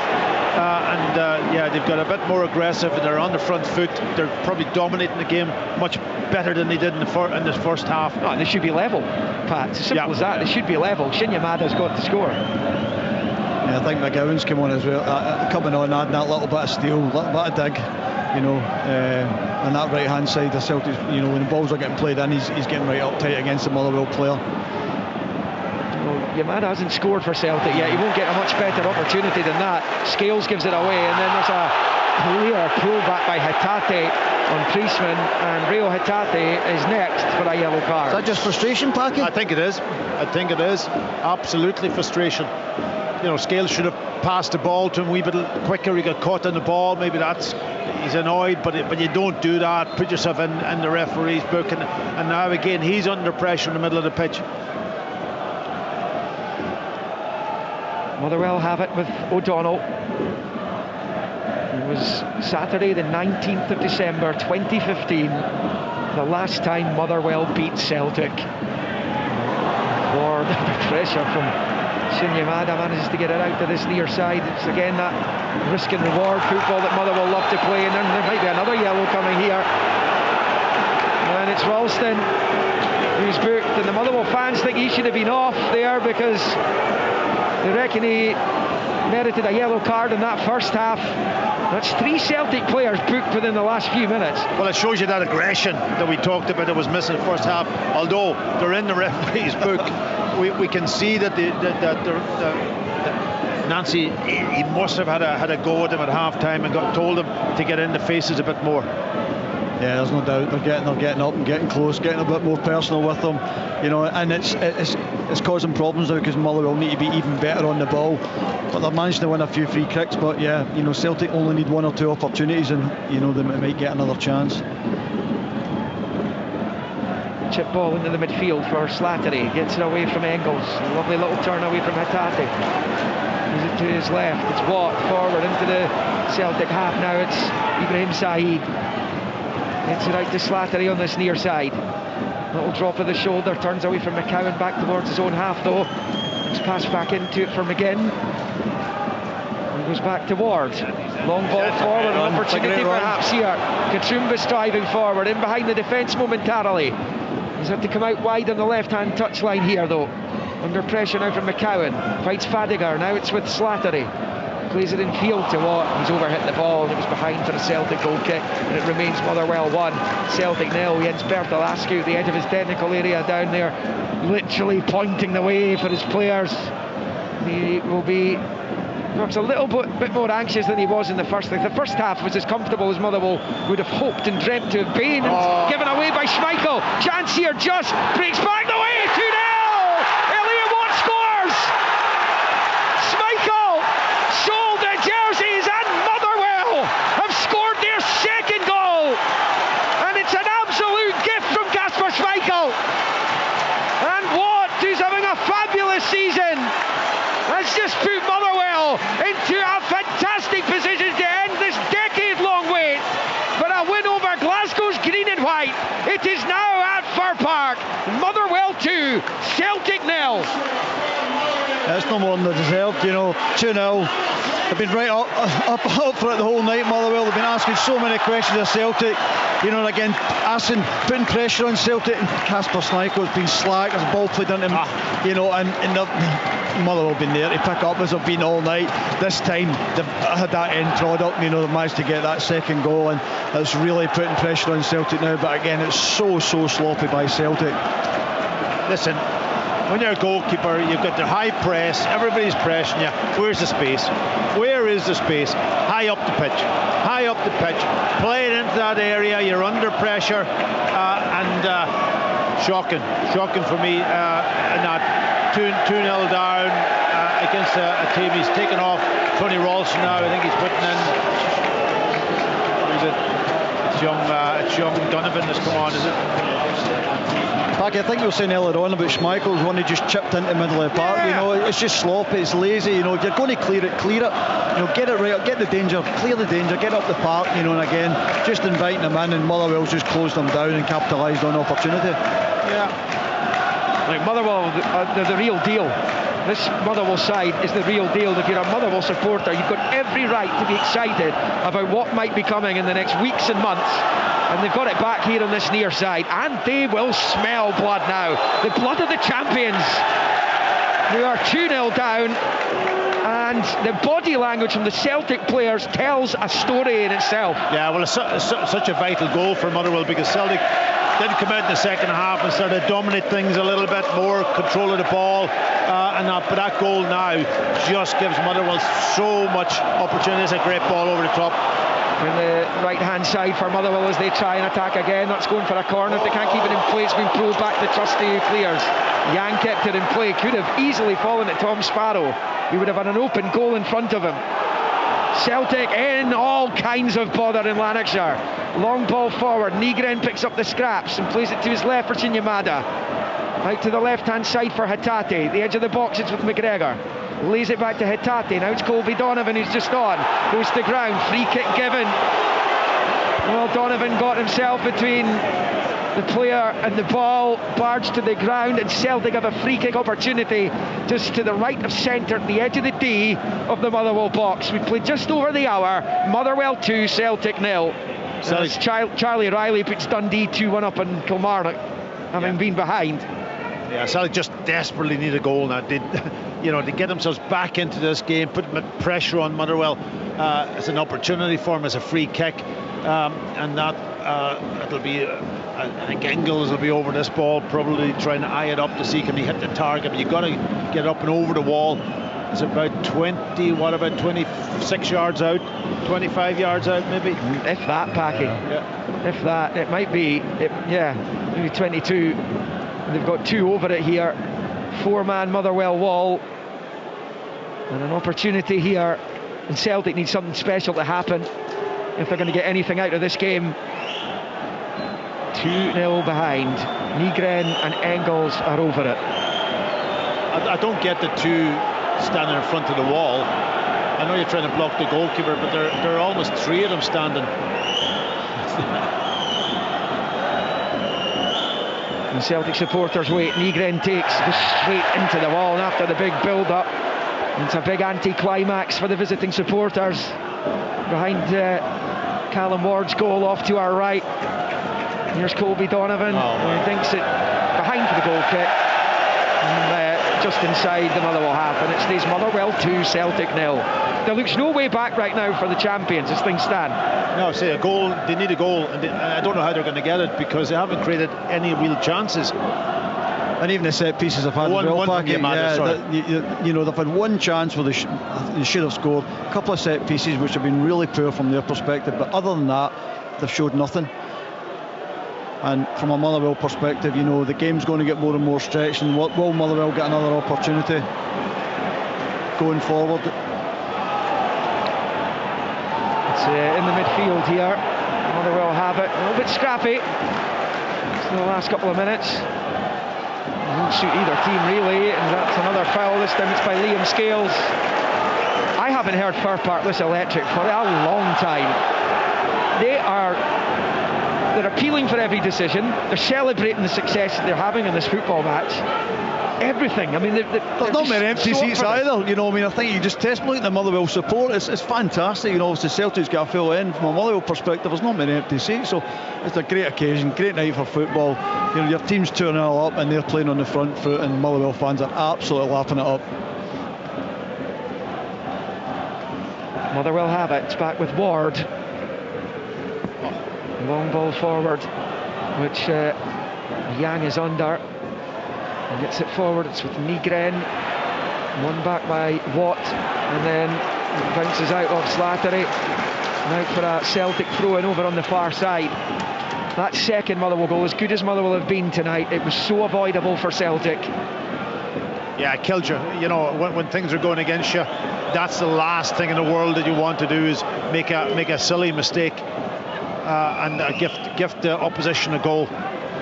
Especially after starting well so positively from Celtic's perspective. They had a chance, they should have done better with it. Playing on the front foot. I know there was a few bookings, but they've been more aggressive, and they make a mistake and you're 2-0 down. It's going to take a lot of big effort from Celtic to get themselves back into the game. Motherwell will have it deep inside their own half here, nipping it around as comfortably as they have been all season. It's played out to the right hand side. Callum Slattery picks up, flicks it with the outside of the boot out to the far side onto the touchline for Sparrow, who knocks it back to O'Donnell. And a walking pace. Yeah. Doesn't seem to be an urgency from Celtic to try and get back into this. James Forrest's going to be on. Just a moment. I mentioned the body language earlier. They look a beat inside, and Scales smashes into the challenge. He was booked not too long ago. And there's no second yellow coming here. Of course, VAR can't intervene on second yellows. I think he's lucky there. He was never going to get the ball there. Yeah, they've got away with one. He got away with it, and listen, that could have really put the nail in the coffin if he had to get a double booking and being sent off, and Celtic desperate to get something going here, and devoid of ideas really at the end of the day. Yang's come off and replaced by Forrest. So Dundee 2, Kilmarnock 1, Hibernian 1, Aberdeen 0, Livingston 0, Dundee United 1, Rangers 2, St Mirren 0. Motherwell 2, Celtic 0 here. And we're 15 minutes behind the other 4 games. We played 66 here. And it's in the midfield, and Nygren manages to get it to McGregor. Now it's Nygren inside their own half. McGregor's ball forward. Sinyamada loses out, and it's now with Paul McGinn, who's back to his goalkeeper. I mentioned the Dart scoreline at half-time. Well, Scotland's Gary Anderson's through to the quarter-finals of the World Championship. If you're into your darts, he's beaten Michael van Gerwen 4-1 in sets in the last 16. Here come Motherwell, driving down the right-hand side. Elijah just managed to get goal side of McCowan. He shoots, and Schmeichel holds on. Motherwell look for a sensational third in what's been a sizzling performance. Motherwell 2, Celtic 0. Yeah, but it's incredible to think that McCowan is ending up as a midfielder, having to go back into that almost left back position It just doesn't make any sense to me when they're defending. Yeah, and I think, just you can go back to Liam Scales with that challenger. You think that Celtic will make all their substitutions. I believe they made all 5 subs. They don't have any subs left. So actually, you think if he gets another tackle, he's off. So they're really, they're treading a really thin line, Celtic just now, in terms of how they're going about the game. And it's again Motherwell on attack again. St Mirren, by all accounts, have failed with a penalty at Ibrox. Remains 2-0 Rangers as Motherwell come forward against Celtic, give it away. Motherwell picking it up on this near side. Here is Saeed as he tries to roll it out to the far side. A misunderstanding with Sparrow as he bends down and slaps the turf in frustration. Yeah. How many times have we seen Nygren in the Motherwell box today? Yeah. No, None. never. None. And that tells you the tale of the match. Will be Donovan for Celtic, down the line for Forrest, infield to Nygren and back to Donovan. Donovan then finds Trusty. He pushes it into the midfield here for Engels on the turn in the centre circle, gets it forward to Shinyamada. Forrest on the right hand side, a first time ball from Forrest. Nygren chases, it's too close to Ward. It's the right idea from James Forrest as they look to try and find something in this match, and as bad as they've been tonight, Celtic, if they do score now, it's game on again, but it stays Motherwell 2, Celtic 0 on 68 and a half. Yeah, I mean, it was, I think there's no doubt James Forrest seen Nygren was making that run. He's trying to play it in early, just overhit it. But again, the Motherwell keeper's in a good position. He's anticipated, got out well and picked up the ball to nullify it. Well, it Scales again, I think, over on the far side. The foul. That time I didn't think it was a foul, actually. It was one of them where he's a bit clumsy. It's a bit 50-50, but it's not a bookable one, that's for sure. It's a free kick, but maybe because of all the bookings, they're treading a thin line, the Celtic players. Well, we've been talking a lot about statement victories, with Hearts making statement victories against Celtic and Rangers, and Hibs making one against Hearts at the weekend. This would be an almighty statement from Motherwell. What's the ceiling for them this season, Derek, do you think? You're looking is there one? Yeah, exactly. I think if you speak to the manager, there is no ceiling. Obviously, from a points perspective, they're a long way off the top. In terms of their ambition this season, it's just to get up as high as the league as they possibly can. And if they keep playing like this, then, they're challenging Celtic. They probably could have beat Rangers. And I think when it comes to these big games, if they turn more of those again, as it draws into victories, it's probably obviously finishing, second or third if they possibly can. But yeah, what a story. Incredible. It's McGregor for Celtic, midway inside Motherwell territory, plays it to his right for Nygren. He'll then move it out to Donovan on this near side and to Forrest on the touchline. Jinks in field, there's no room, and he's giving it away. He's giving it straight to Elijah Justu, drives across the halfway line. Celtic stretched again at the back here.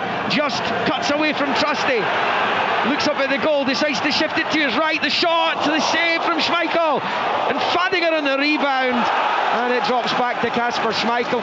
It's Callum Slattery. He's got the jersey over his head because he knows he had the best chance of all for Motherwell to kill the game. It stays Motherwell 2, Celtic 0, and it's James Forrest with the error. Even the most decorated player in Celtic's history is making those kind of unforced errors now. I don't think I've ever seen Celtic so rattled in a Scottish domestic game. It might have happened in Europe, but not in Scotland. So yeah, testament to Motherwell, how well they're playing. Out to the left side of the Motherwell box for McCowan. His low ball in's weak, and it'll be easily cleared by O'Donnell. Forward it comes to Just, driving against Trusty, then bringing Trusty to the ground. That'll be a free kick. The Motherwell fans will complain, and it looked a free kick to me. And it's taken quickly and shifted into the centre circle for McGregor. To the left for Arne Engels, 71 on the clock. Motherwell 2, Celtic 0. The full-time whistles will be going elsewhere as Celtic pick up over on the left-hand side. It is Hatate. There's probably about 5 minutes left, give or take. In some of the other matches, as Celtic come forward, it's Shinyamada rolling it to wide right there for Forrest. The right angle of the box, looking for space to cross. There isn't any. Has to play it back to Donovan. His ball in is cut out, and now Saeed's away again on the counter-attack. Here come Motherwell. Ibrahim Saeed up to the halfway line. 3 Celtic players around them. Donovan with the challenge. The ref didn't like it, and was he given a throw in the end? Saeed's ended up off the pitch. I think they want Donovan booked. It will be a Motherwell free kick, but it's not a yellow card. And Motherwell fans are complaining. Some are turning round to us. I don't know what we can do about it, but there you go. 72 on the clock. Motherwell 2, Celtic 0. Yeah, you do feel you could see a sending off coming here. One of the Celtic players. There's obviously been a few bookings, but they can see the frustration really sort of seeping into the Celtic game now. They're getting so frustrated, giving away silly fouls. Well, right now they don't look like a team that can score once, let alone twice. And even then, a draw for Celtic, which is something they would absolutely take right now, is not good enough for them. No, you look back to that chance earlier on with Shannon at the beginning of the second half, and they never took it, and Motherwell's just gone on from strength to strength. I think that seems to me could have been a pivotal moment in the game from a Celtic perspective, but they didn't take it, and they look as if they're running out of ideas. Yeah, what Motherwell have done really well too is on the defensive side, they've been really compact, kept it nice, and every one of them's worked really hard for each other. And Celtic are just moving the ball from side to side, no penetration really. I did expect, Celtic to be dominating the game a bit more, and I did expect them, if Motherwell came and played an open game, that they would be able to play through them. That's not happened in the game. That's credit to Motherwell.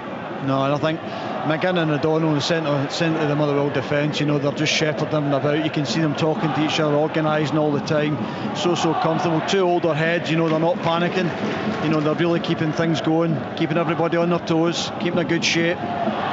Callum Hendry's going to be on for Motherwell shortly, and there is another card coming out. Then Liam Scales has just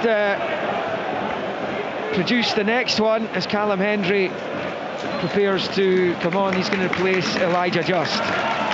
Yeah, that's the 3 centre halves being booked for Celtic now. Scales, Trusty and Ralston, as far as I make it, Liam.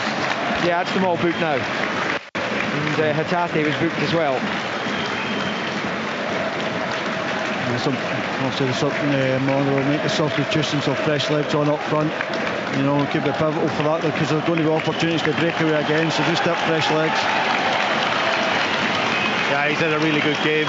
That young man is walking off the pitch. He's not the biggest. Doesn't look the strongest, but he's got movement and he's got pace. And he plays within this system really well. He makes some really clever runs going forward. He works so hard defensively, but going forward, he's always there supporting, getting beyond, and really stretches defences and asks questions of them. Elijah Just replaced by Callum Hendry. Mika Mandron has pulled one back for St Mirren. And late on at Ibrox, Rangers 2, St Mirren 1. In that one, there's still a few minutes to be played there. Aberdeen had the ball in the net against Hibs through Kevin Nisbet. It's been ruled out after a VAR check for offside, so it stays Hibs 1, Aberdeen 0.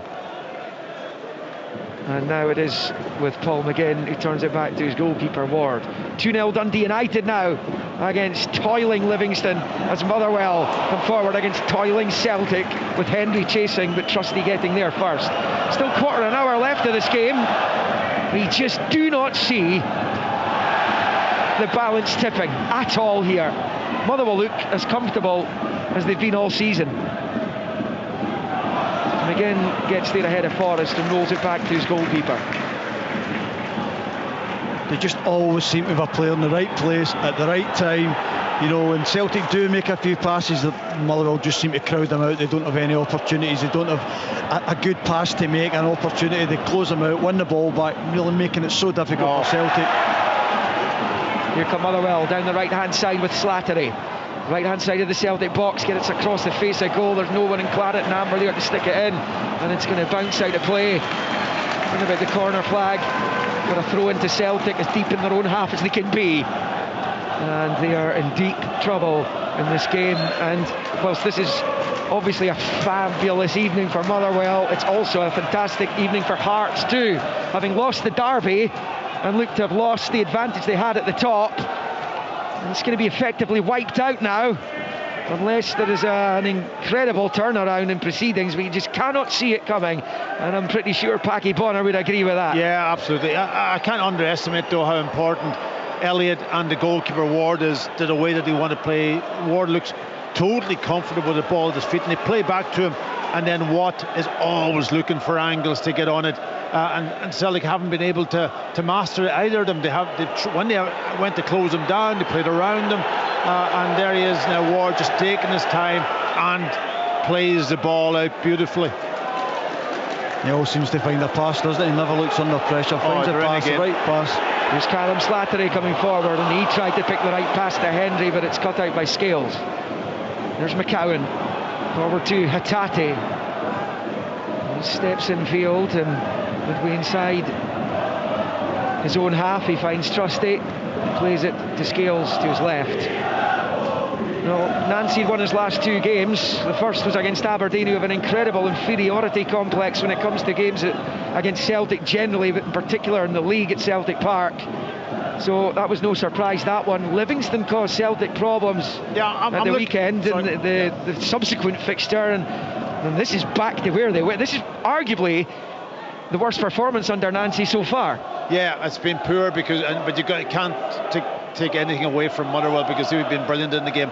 But I'm looking at where's the runners coming from midfield going beyond Yamada in this occasion. There's a chance for Celtic though down at the byline, left hand side of the box. It's a good slide challenge there, and it was out for a throw in to Celtic over on the far side. Sparrow has done a good job out there tonight.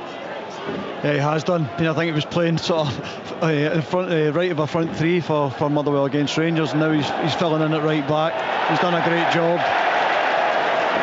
And I'm just touching back on something earlier that John Rankin says in the studio, saying about obviously Motherwell win tonight, they get within 5 points of Celtic. And probably at the time you're thinking, is that actually going to happen? Well, it's looking like it. It's going to make the league real interesting. But it's nothing more than Motherwell deserve. It's can they see the game out?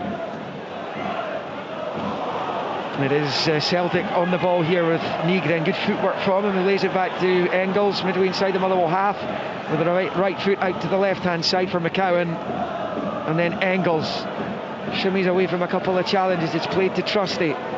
It just looks so laboured and ponderous from Celtic when they get into the final third.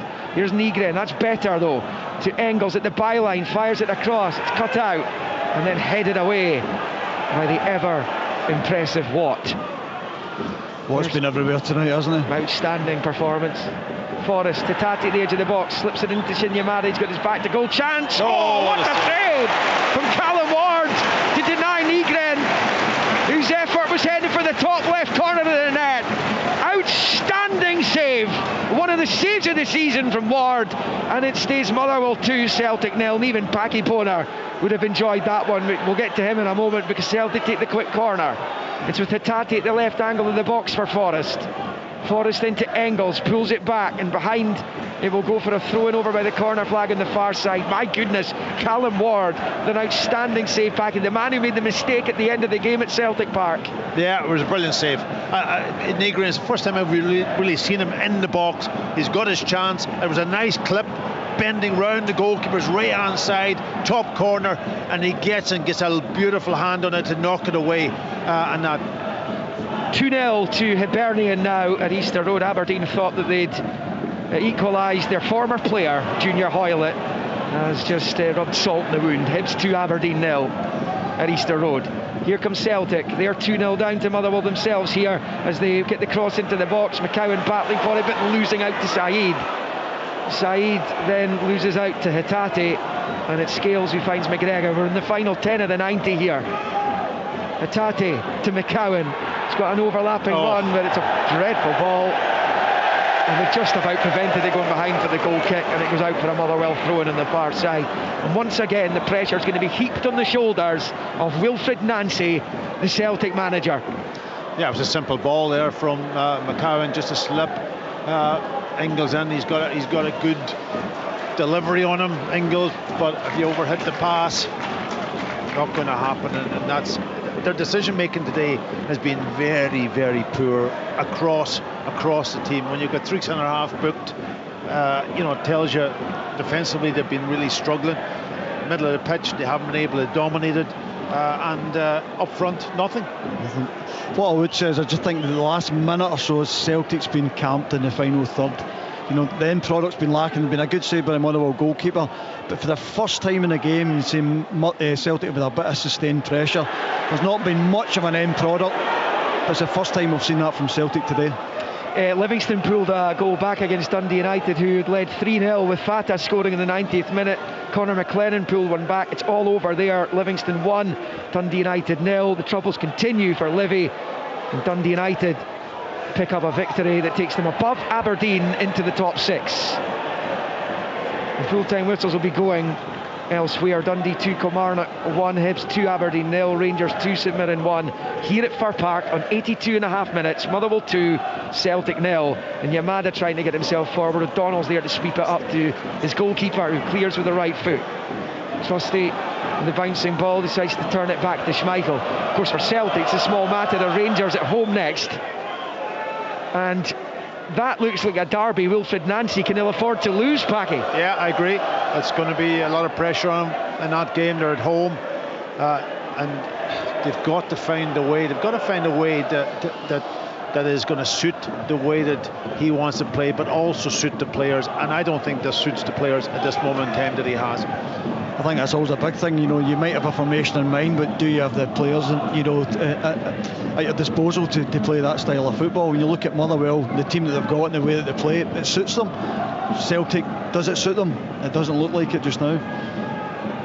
It's finished at Dens, Dundee 2, Kilmarnock 1. Celtic have it over on the left-hand side with Liam Scales. Rolls it along to the 18-yard line there for Nygren. He finds Hatate back out on the far side. Motherwell defending. But you've got Liam Scales now in the ball out on the left-hand side. He's never going to be able to beat the player and get a ball into the box in the way that sort of they come back and they play the cross, and Motherwell just shifting the cross, and now they're back in the halfway line again. Back, yeah, you're right. They just don't look comfortable. No. And they were in sparkling form, and Martin O'Neill's an interim charge, but at least they seemed to know what they were doing, and we were even seeing some good form from Yang in his preferred left wing position, as McGregor picks up and pokes it to his left for Trusty, and out to Scales on the far side, and he's got it at the left angle of the box. It is picked up there on the far side by McCowan. It comes off a Motherwell boot now for a Celtic throw-in. Celtic have 6 minutes plus stoppages left.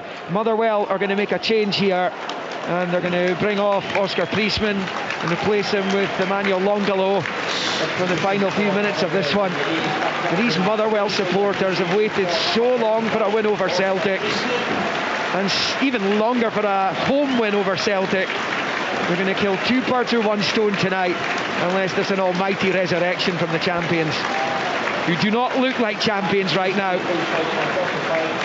And the Nancy experiment, even though he's won his last 2, it's going to be 5 defeats and 7, and that's a shocking statistic for any Celtic manager. Yeah, but the way they played today, they weren't able to get control of the game. They weren't able to dominate the ball. They weren't able to, you know, in the games that they won, they dominated the ball and they created unbelievable chances. But that again, I've got to say, is down to the way that Motherwell have played today. They've been the ones that dominated the game. They've been the ones that's been aggressive. They've been the ones who worked the ball through 1/3 of the pitch and got their 2 goals, and maybe they could have got another goal also. I know Schmeichel gave away the second goal, but still they were the better team, Motherwell. Here comes Celtic with Donovan down the right. Misunderstanding with Forrest, as well read by Katrumbis, who turns it out for a Celtic throw-in on this near side level with the penalty spot. So the gap at the top of the Premiership will remain at 3 points. Both teams will have played the same number of matches now. As that goes behind for a Motherwell goal kick. It's again brilliantly defended by Katrumbis. He's not had a single failure tonight, Jens Bertalascu. No, he hasn't. And touching, going right back to before the game kicked off, me and Paggy were talking about would Motherwell match up with Celtic in the middle of the park? Would they be brave enough? Would they go toe-to-toe with them? And they've done that, and they've come out on top. And yeah, and they've thoroughly deserved it. You know, tactically they've got it absolutely spot on, and Celtic just now have not been able to provide any answers to, you know, the questions that Motherwell have been asking them. Celtic have it with McGregor, who will turn it to Donovan on this near side, and then out to James Forrest. It's all over at Easter Road. Hibs have beaten Aberdeen 2-0. Back-to-back wins for Dave Gray. Here comes Celtic. Donovan on the right. The cross is cut out there by Longalo and out for a throw-in on this near side. Almost 87 played. Motherwell still leading 2-0. Yeah, it's all nice little passes from Celtic, but it's not hurting. It's not hurting Motherwell in any shape or form. You know, and even if they decided to go sort of route one and balls in the box, they don't have the presence in there, they don't have the height to get somebody on it like a target man, you know, so that threat's not there, so it's making it a bit easier for Motherwell to defend. Callum McGregor for Celtic, midway inside the Motherwell half, with the left foot out to Scales. They need something to happen, and soon, to Celtic. They're in the quicksand, up to their neck in the quicksand, as the seconds slip away. It is Hatate looking for Nygren, gets there ahead of Longalo, gets it out to Forrest on this near side. Forrest finds Donovan, he's going to win the corner off Longalo on this near side. 87.5 on the clock. Can Celtic make this a nervy end for the Motherwell supporters? I mean, it has been better from Celtic in the second half. In some ways, slightly better, but how many? That one chance from Nygren, the chance from Yamada early on, which he should have probably done so much better. Nygren at least hit the target and made the goalkeeper produce a really good save. In comes the corner, comes immediately back off a Motherwell body and behind for the corner. All the other matches are finished in the Premiership as we welcome listeners who've been tuned into the game at Ibrox and the updates from elsewhere. Here at Fir Park, Motherwell 2, Celtic 0. We're in the final 2 minutes of the 90. And if you thought Motherwell had been impressive before now this season, wait till you see this performance. If you get a chance to watch it back, it's been expertly dealt with by Jens Bertalascu and his players, but Celtic pressing for our route back in here late on. In comes the corner, which is headed wide there at the near post by Austin Trusty, and it stays Motherwell 2, Celtic 0. Ibrahim Said with the opening goal on 14 minutes after a wonderful cross from Stephen O'Donnell, and then an almighty blunder from Kasper Schmeichel. Eventually landed at the boot of Elliot Watt, who smashed it into the empty net with the Celtic goalkeeper stranded. And Motherwell haven't really looked back. Celtic have had two huge chances though in the second half. One from the sub Shin Yamada, one from Nygren. One was weak, easily saved by Ward. The other was outstandingly saved by Callum Ward. And Motherwell are heading to within 5 points of the defending champions. And that is a marvellous bit of work from their new manager. It's an equally good result for Hearts tonight as well, of course, but it's going to be 5 defeats in his first 7 games for Wilfred Nancy, but having got appeared to have turned the ship in the right direction slightly in the last couple of matches, but both against teams that are currently in the bottom 6 of the division. This is a Motherwell team that's flying high right now. Yeah, I'm looking at Motherwell here now. They're obviously going to have back 5, but they're a line of back 5. They can push up as high as they want. Nobody is running beyond that defence. Celtic have got 4 in the middle of the pitch, all looking for the ball to feet, and it just isn't. They're just keeping the ball fine, but that's not hurting Motherwell in any shape or form. 2 minutes only being added on at the end of here. The Motherwell fans know that victory is theirs as Celtic come forward into the first of the 2. Which I didn't see the board, but I saw it being revealed that it is 2 minutes. Doesn't seem very much. There hasn't been anything VAR related tonight, but there have been plenty of substitutions, albeit Celtic made a triple substitution after the half-time interval, which tells you everything you need to know about where Wilfred Nancy was at the break in this match. Even though they were just 1-0 down, they were abject in that first half. As Hatate plays it along the 18-yard line of Motherwell to Nygren, to Hatate, to Donovan, rolls it to the right-hand side of the box for Forrest, onto his left foot. His shot is blocked, manages to pick up the scraps and finds McGregor. Now it's with Engels. Arnott Engels shoots for goal, but it's a comfortable take for Callum Ward. We played 1 of the 2 minutes added on, and it continues to be Motherwell 2, Celtic 0. This is a Celtic team that this is their last game of 2025. This will be yet another match that they have lost in 2025. This will be their 17th defeat in 2025. And when you consider they only lost 2 in 2024, that tells you how far they have fallen. Yeah, how many times has Celtic played the ball from the left, back into midfield, cross to the right, back to the left? and nothing. That was a shot from desperation there from Ingles. Listen to the Motherwell supporters laying every single pass against the champions. This is a Motherwell team that, budgetary terms, are nowhere near where Celtic are. Yet Askew has completely masterminded an incredible victory over the defending champions, and it's going to keep this fabulous run of clean sheets here at Fir Park going. Hadn't conceded in the last 5 home games. That's about to go to 6.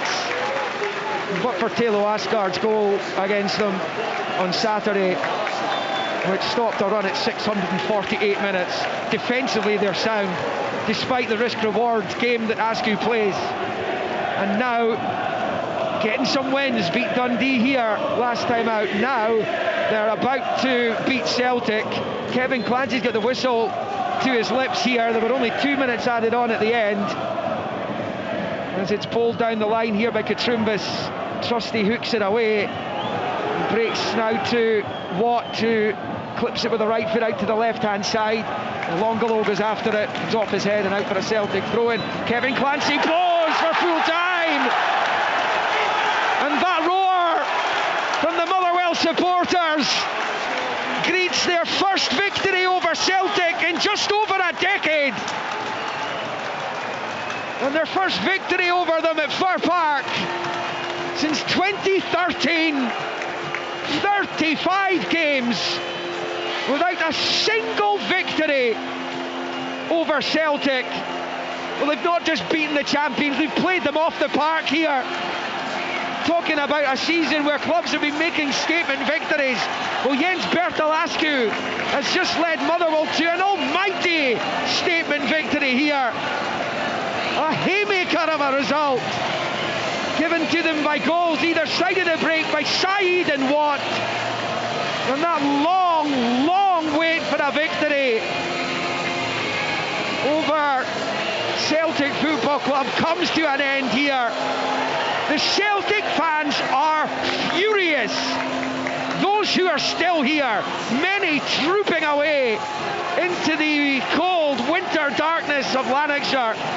But those who have stayed are berating the players, berating the manager Wilfred Nancy. He's now lost 5 of his 7 in charge, and with a small martyr of a visit from Rangers to come on Saturday. Well, Celtic's problems have been laid bare for all to see here at Fir Park tonight. Tonight is about Motherwell. An outstanding victory, and further evidence that this Motherwell team is going places under their manager, who in the space of just 6 months has made them probably the best team to watch in the country. And now they're getting stellar results to go along with it, because they put the champions to the sword tonight as the Motherwell players celebrate with their supporters. An electrifying evening for them, for the Steelmen, as it finishes here. Motherwell 2, Celtic 0. The Scottish Premiership, live on Sports Sound. Scottish football lives here on BBC Radio Scotland. You're listening to Sports Sound on BBC Radio Scotland. We promised you drama this evening, and once again, Scottish football has delivered. Tom English and John Rankin alongside me in the studio. We'll get the reaction from the other games. We'll hear from some of the managers, and we're followed at 10:30 by Stuart and Tam with Off the Ball. Plenty more reaction to come. I'm sure Tam Cowan will be absolutely buzzing given that performance from his side at Fir Park tonight. Tom English, just talk us through what you witnessed there tonight. This was a thoroughly deserved victory for the home team. Well, there was only one team in it. Motherwell were class. They were, tell you what, I just really enjoyed watching them. I thought they passed it brilliantly. They had a great confidence about them. They just gave Celtic a proper schooling, and it was 2-0. It could have been more. Elijah Just. Listen, you could Elliot Watt. You could carry on and on and on and on. I thought to a man they were outstanding. Saeed, brilliant goal to start it all off. And they controlled the game. Zero fear of Celtic. Thoroughly outplayed them, thoroughly outfought them, thoroughly outcoached them. You'd wonder where this leaves Wilfred Nancy. That's a question for tomorrow, I think. He's in a desperate hole now, and I just can't see him getting out of it. But we're looking at the manager here. We're looking at Jens Bertolascu. This is a serious manager. He's building a serious team, and they're great fun to watch. This is a really lovely football team, and they've totally done a number on Celtic tonight. And it's just a fantastic story. We're all loving it here on Sportsound. John Rankin, as a coach, as a manager, tell us what you saw in that game tonight from both sides' perspective. From a Motherwell side, I've seen unbelievable ball retention. I think the way they built the play, I think they dominated the ball of possession. They played in. It's all right saying they dominated the ball, and we think about a lot of this as they're passing it around about their own half with no purpose, but they had a purpose. They were drawing Celtic out and trying to hit areas round, obviously down the sides, because Celtic are playing with the back three, trying to play down the sides. And they got down the sides. They at times they had overloads in the middle. They were able to drive 4v3, and if they'd have picked the right pass in the first half, it would have been easy for them to get in. But they didn't pick the right pass, and the penetration wasn't right. In the second half, I don't think they caused Celtic as many problems as they did in the first. But they get the goal through Celtic try to overplay and stealing the goal. From a Celtic point of view, I've got one word: passive. I thought the midfield was passive. I don't think they get near them. I think defensively, there was one ball down the side, and I actually said to Tom, wow, it was like, I think it was Elijah Just was running against the Celtic defender, and it was like the biggest boy in the playground playing against the smallest boy, and he just brushed the Celtic defender out the way and put a ball into the box. Now, for me, there needs to be more aggression. There needs to be more desire to go and do the fundamentals of the game to get yourself into a decent position. And for me tonight, Motherwell outworked, outfought, but the most impressive thing, they outplayed. Derek Lilly and Pat Bonner alongside Liam there at Fir Park. Derek, I think this is the third time in recent weeks you've watched Motherwell. You're saying before the game how impressed you've been. Was this another level yet again tonight from Jens Bertolascu's side? Yeah, it's the best by far. I mean, in every department today, they were better than Celtic. Everything they've done, tactically, they've done a number on Celtic, so to speak. They've done everything right. Me and Packy were talking before the game about how they're going to match up, where they're going to be positive, where they're going to be brave enough to just go toe-to-toe to Celtic, and oh boy, were they brave enough. They went for it. But everything they do is with a purpose. They work so hard on and off the ball, and when they win it back, they know what they're doing with it. There always seems to be a player in the right place at the right time. As I was saying sort of during the commentary about, it just looks as if what they do in training, they're taking it into the game, and it's no different. It just looks like a training session to them. They're so comfortable, they're so relaxed.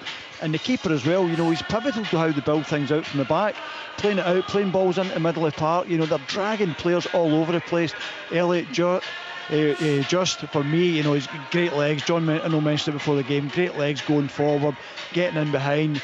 And Celtic were at 6s and 7s. I've never seen Callum McGregor be so quiet in a game and not really getting his foot on the ball. And and when Celtic for the last 10 minutes or so got a little bit of possession in the final third, and it was, as Packy was saying, it was going from side to side. There was no purpose. There was no end product. There was the keepers made a good save. There was a header from a corner. The best chance they had was obviously start the second half. I think it was Shin had an opportunity and sort of sclaffed. It was a really weak effort. That could have been pivotal. They didn't take it, and they went up the park. They obviously Celtic made a mistake and they capitalised on it, made it 2-0. But there was only one winner for me, and it was Motherwell. They're absolute pleasure to watch. I'm a Motherwell fan just now, enjoy every minute of it.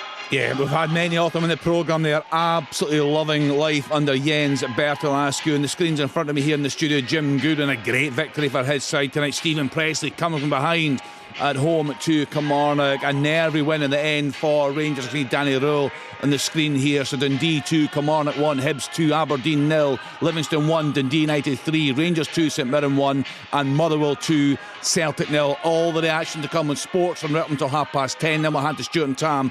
Plenty more to come on Off the Ball right through until midnight. Pat Bonner, I mean, how can you put into words just how bad Celtic were tonight? They were completely outplayed, weren't they? Outplayed is the word. You know, Celtic didn't get a grip of the game. They didn't get out control.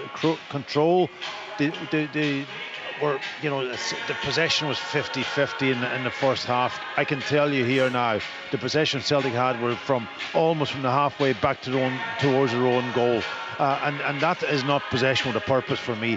And you compare that to what Motherwell was doing, fantastic, and already. Listen, it's been mentioned about the goalkeeper, critical. He's playing outside the box, he's on the ball, he's passing it, and he's passing with a real confidence. And then Elliot Watt, fantastic in the middle of the pitch, picking up different positions to help his goalkeeper, and knows exactly what he's going to do. A bit like what we've talked about Callum McGregor over the years, how brilliant he was in that position. Well, Elliot Watt today had a masterclass in that position also. Brilliant, really brilliant. Celtic, second half, Celtic were better. They had more possession, but it was possession without anything. It was in the opposition half, yeah, but it was going from side to side. No penetration whatsoever. They don't have a striker that can run beyond people. They don't have midfield. None of the midfielders, even when they played that box of midfielders, and you had Tati and Negri, none of them ran beyond Yamada. Nobody ran in there. That allows then the space to open up, and where you can maybe, you can get an opportunity around the edge of the box, or you can play that ball in behind. That did not happen in the game today. The only time Negrin got in the box today was the shot he had, and it was a really good strike, brilliant save. But that was the only time. I can't say that about him in games gone by in the last couple of weeks, because he was getting in there, creating chances, scoring goals. Today it didn't happen, but that's down to the way that Motherwell went about their game.